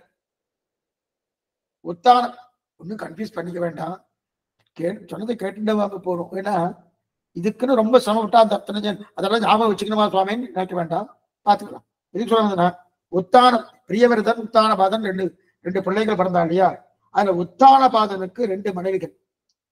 மருஷின்னு ஒரு மனைவி, சுனீதின்னு ஒரு மனைவி. 2 பேருக்கும் ஒவ்வொரு பிள்ளை பிறந்துட்டா. சுனீஷிக்கு உத்தமன் ஒரு பிள்ளை பிறந்தான். சுனீஷி என்பதற்கு தான் துருவன் பிறந்திருக்கான். சுனீஷிக்கு தான் துருவன் பிறந்தான். இப்ப துருவனுடைய சரித்திரம் பார்க்கிறோம். என்ன சரித்திரம்? ஒரு சமயம் இந்த துருவன் சிறு பிள்ளை, மற்றொரு பிள்ளை உத்தமன் பேரு. அந்த உத்தமன் என்ன பண்ணா? உத்தமன் 2 பாருங்க, சுனிசி சுனிசி 2 மனைவி இல்லையா? உத்தானபாதனுக்கு 2 மனைவிகள், சுனிசி சுரிசி சுரிசி பேரு. 2 பேருக்கும் ஒவ்வொரு பிள்ளை பிறந்தா.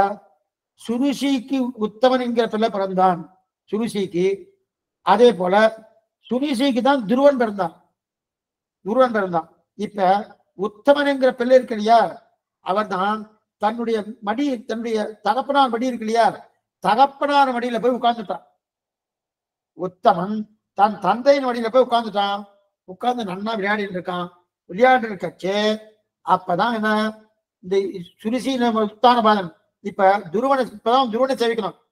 ஏன்னா துருவனுக்கு 2 இடம். இந்த பாருங்க, துருவன் பிறந்த இடம் இருக்கா சுவாமி தெரியுமா சுவாமினா? பிட்டூர்னு சொல்ற மோனம்.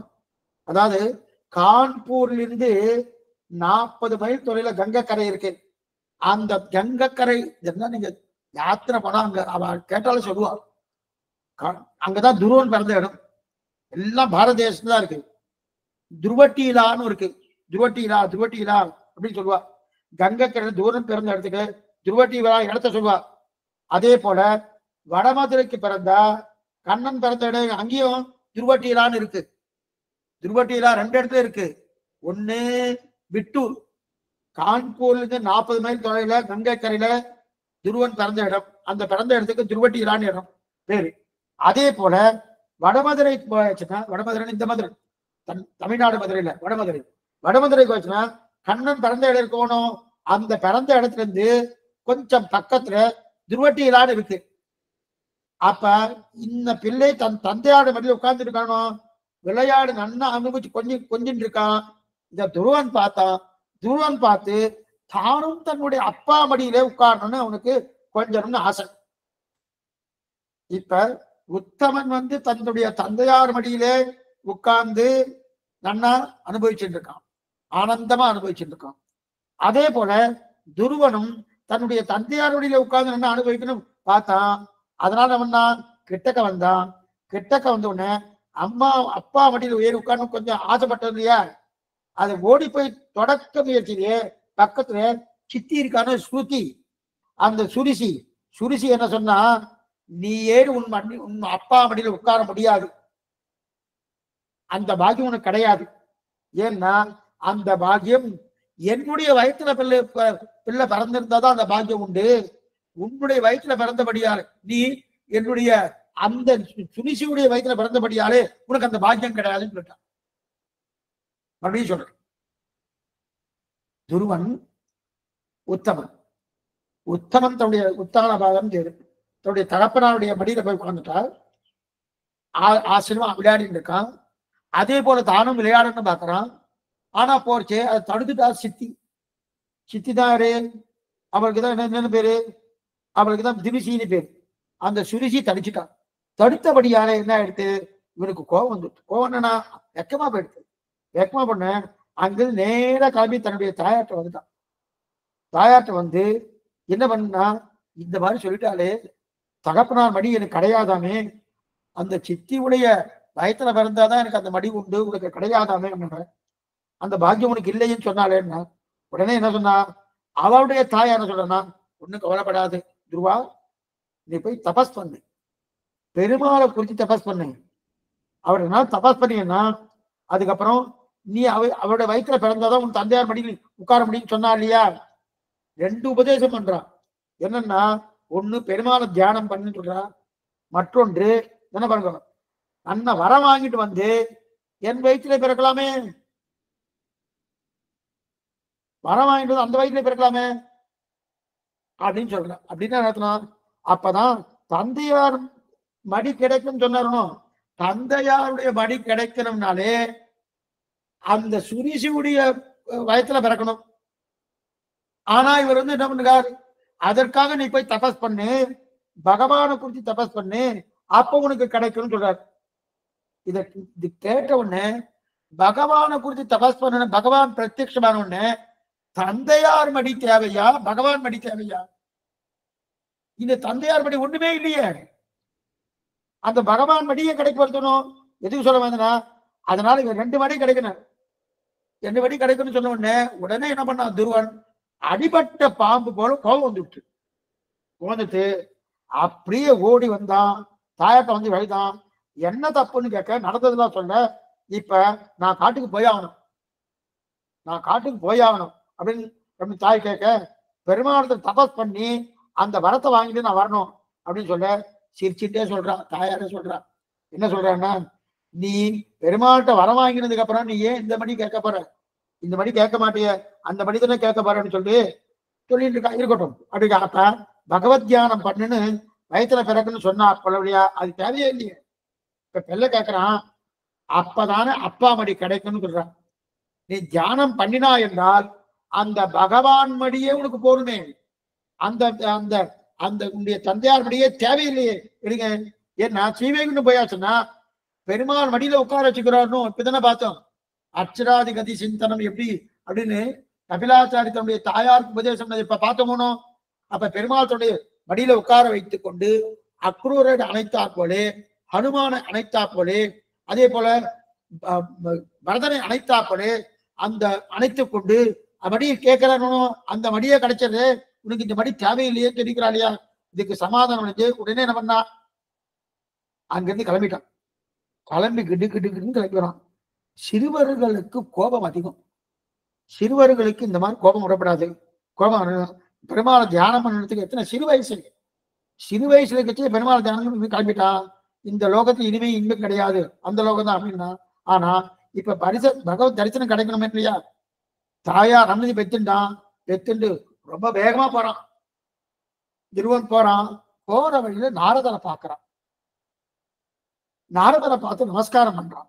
நமஸ்காரம் பண்று நாரதர் பிள்ளைய பார்த்து, ஏதோ முகத்துல தேஜஸ் தெரியுது, ஏதோ தெரியுது, எங்க போற பிள்ளையான்னு கேட்டான். இல்ல பெருமாள் அனுகிரகத்துக்காக நான் போயிட்டு இருக்கேன், அதுக்காக நான் போயிட்டு இருக்கேன், அதனால நான் பண்ணிட்டு இருக்கேன். நான் பிள்ளை எங்க போற எங்க இல்ல, என்ன அவமானப்படுத்திட்டா, ரொம்ப அவமானப்படுத்திட்டா. தகப்பனார் மடி எனக்கு கிடையாதுன்னு சொல்றார். அதனால நான் பெருமாள் தியானிக்க போகிறேன், தியானிக்க பண்ண போறேன், தபஸ் பண்ண போகிறேன் சொல்ல நாரதர் சொன்னார், சின்ன குழந்தைகளாம் மானவ அவமானம் கூடாது. இப்ப சின்ன குழந்தைகளை சண்டை போட்டுக்கலாம் பாருங்க. இந்த நிமிஷம் சண்டை போட்டுப்பா, அடுத்த நிமிஷம் 2 பேரும் கையை கோத்துட்டு பேசிட்டே இருப்பான். மானவமானம் கிடையாது. இந்த சின்ன பிடிக்கு ஏன் இந்த மாதிரி பண்ணிட்டு இருக்கா அப்படின்னு பெரியோருக்கு சண்டை போட்டுட்டா சரி. ஆனா இவளுக்கு மானம் இல்லையே, அவமானம் இல்லையே, வயதானால் தானே மானமாக இருக்கும். இப்ப நாரதர் சொன்னார், திரும்ப சொல்றது கேட்டுக்கிறதா இல்லை, அதெல்லாம் கிடையாது. நீ சொல்றதை கேட்கணும் எனக்கு புரியுது, ஆனா நீ கேட்கும் நிலை எனக்கு இல்லை. எனக்கு மானவமானம் கிடையாதுன்னு சொல்லிட்டு இருக்கணும், அந்த நிலையில நான் இல்லை. நான் உடனே பெருமாளை தரிசிக்கணும் அப்படின்னு வரம் வாங்கி ஆகணும். என்ன வரும், அப்பா மடியில படுத்துக்கிறேன் வரம் வாங்கி ஆகணும். அதுக்காக நான் போறேன்னா, அதனால் அதற்கு ஏதாவது வழி தெரியுமா நாரதரே, அதை நீ சொல்லு. என்ன போக வேண்டாம் கோபம் வேண்டாம் இதெல்லாம் சொல்லாத அப்படின்னு துருவன் கேட்க, அப்ப நாரதர் என்ன பண்ணா, உடனே நாரதர் வேண்டாம் சொன்ன இன்னும் கிடையாது, என்னிடத்திலே வழி கேட்கிறாயே, முதல்ல தடுத்து பார்த்தார். பிள்ளையை உறுதி நன்னா தெரிவித்து அதன் பின் தான் மந்திரத்தை உபதேசம் பண்றார். நாரதர் மந்திரம் உபதேசம் பண்றார். என்ன மந்திரம்னா, நான் ஒரு இடம் சொல்றேன், அந்த இடத்துக்கு போ, அதுக்கு மதுவனம்னு பேரு. அந்த இடத்துக்கு போய் அங்க இது எங்க இருக்கு, இன்னைக்கு யமுனை ஆற்றங்கரையில பக்கத்துல மதுராபட்டினம் இருக்கணும், இதுக்கு அருகில்தான் மதுவனம் இருக்கு. இதெல்லாமே இன்னைக்கு நம்ம போய் சேவிக்கலாம். அதெல்லாம் ஜாகிரதைப்படுத்தி வச்சிருக்கான். சில பேர் நம்ப மாட்டான், அவன் காசு வாங்கறதுக்காக சொல்லிட்டு இருக்காங்க. அப்படிலாம் ஒண்ணும் கிடையாது. அப்படிலாம் ஒண்ணு திருவட்டியிலான்னு இருக்கு, அங்கேயும் இருக்கு அதே போல. அப்ப மதுவனம் இருக்கு, அந்த மனுவனத்தை போகணும்னு. ஆக அது அங்க எத்தனை வனம், அதாவது தாளவனம், குமுதவனம், மதுவனம், இதெல்லாம் பகவான் பிறந்த மதுரைக்கு பக்கத்தில் இருக்கக்கூடிய காடுகள். தாளவனம், குமுதவனம், மதுவனம்னு. பிருந்தாவனம்னாலே பிருந்தாவனத்துல மொத்தம் 12 காடுகள் உண்டு. பெரியது, ரொம்ப பெருசு பிருந்தாவனம். அந்த பெரிய காடா இருக்கிறாங்க பிருந்தாவனம் பகவதா கிருஷ்ணேனா அகிருஷ்ட கர்மனகான்னு 12 காடுகள்.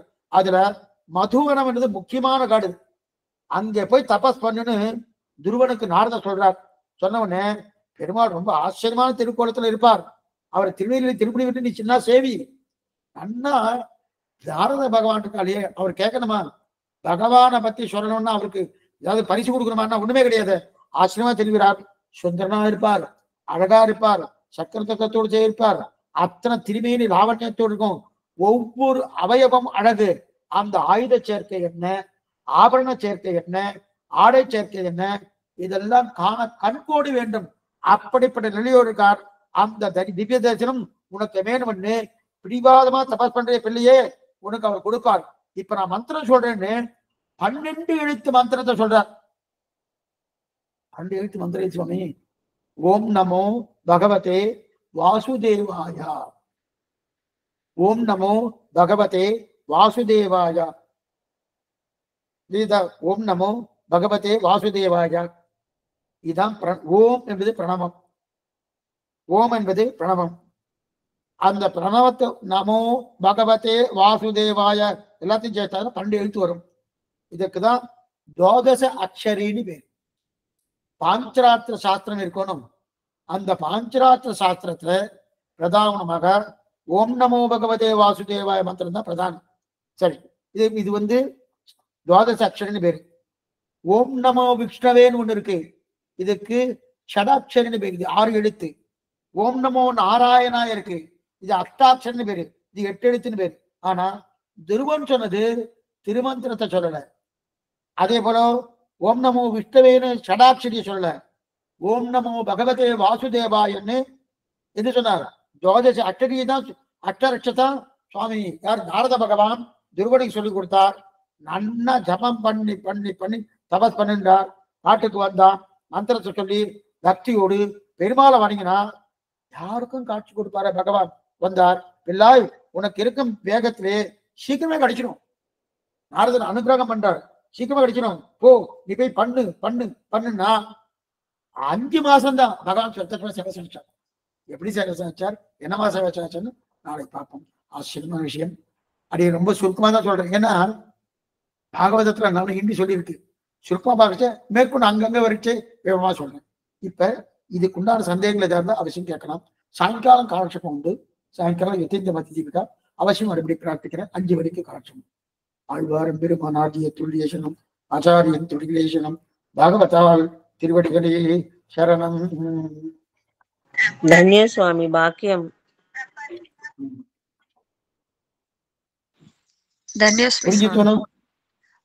புரியுறது சுவாமி, நன்னா புரியுறது சுவாமி. அடியேன் சுவாமி. ஸ்ரீமதே ராமானுஜாய நமः. அடியேன் சுவாமி. அடியேன் சுவாமி. ஸ்ரீமதே ராமானுஜாய நமः. தைரியத்தோடு சுவாமி. ஸ்ரீமதே ராமானுஜாய. அடியேன் சுவாமி. திருவடி சேவிச்சுக்கிறேன் சுவாமி. ஸ்ரீமதே ராமானுஜாய நமः. அடியேன் சுவாமி. ஸ்ரீமதே ராமானுஜாய நமः. திருவடிகளே சரணம்.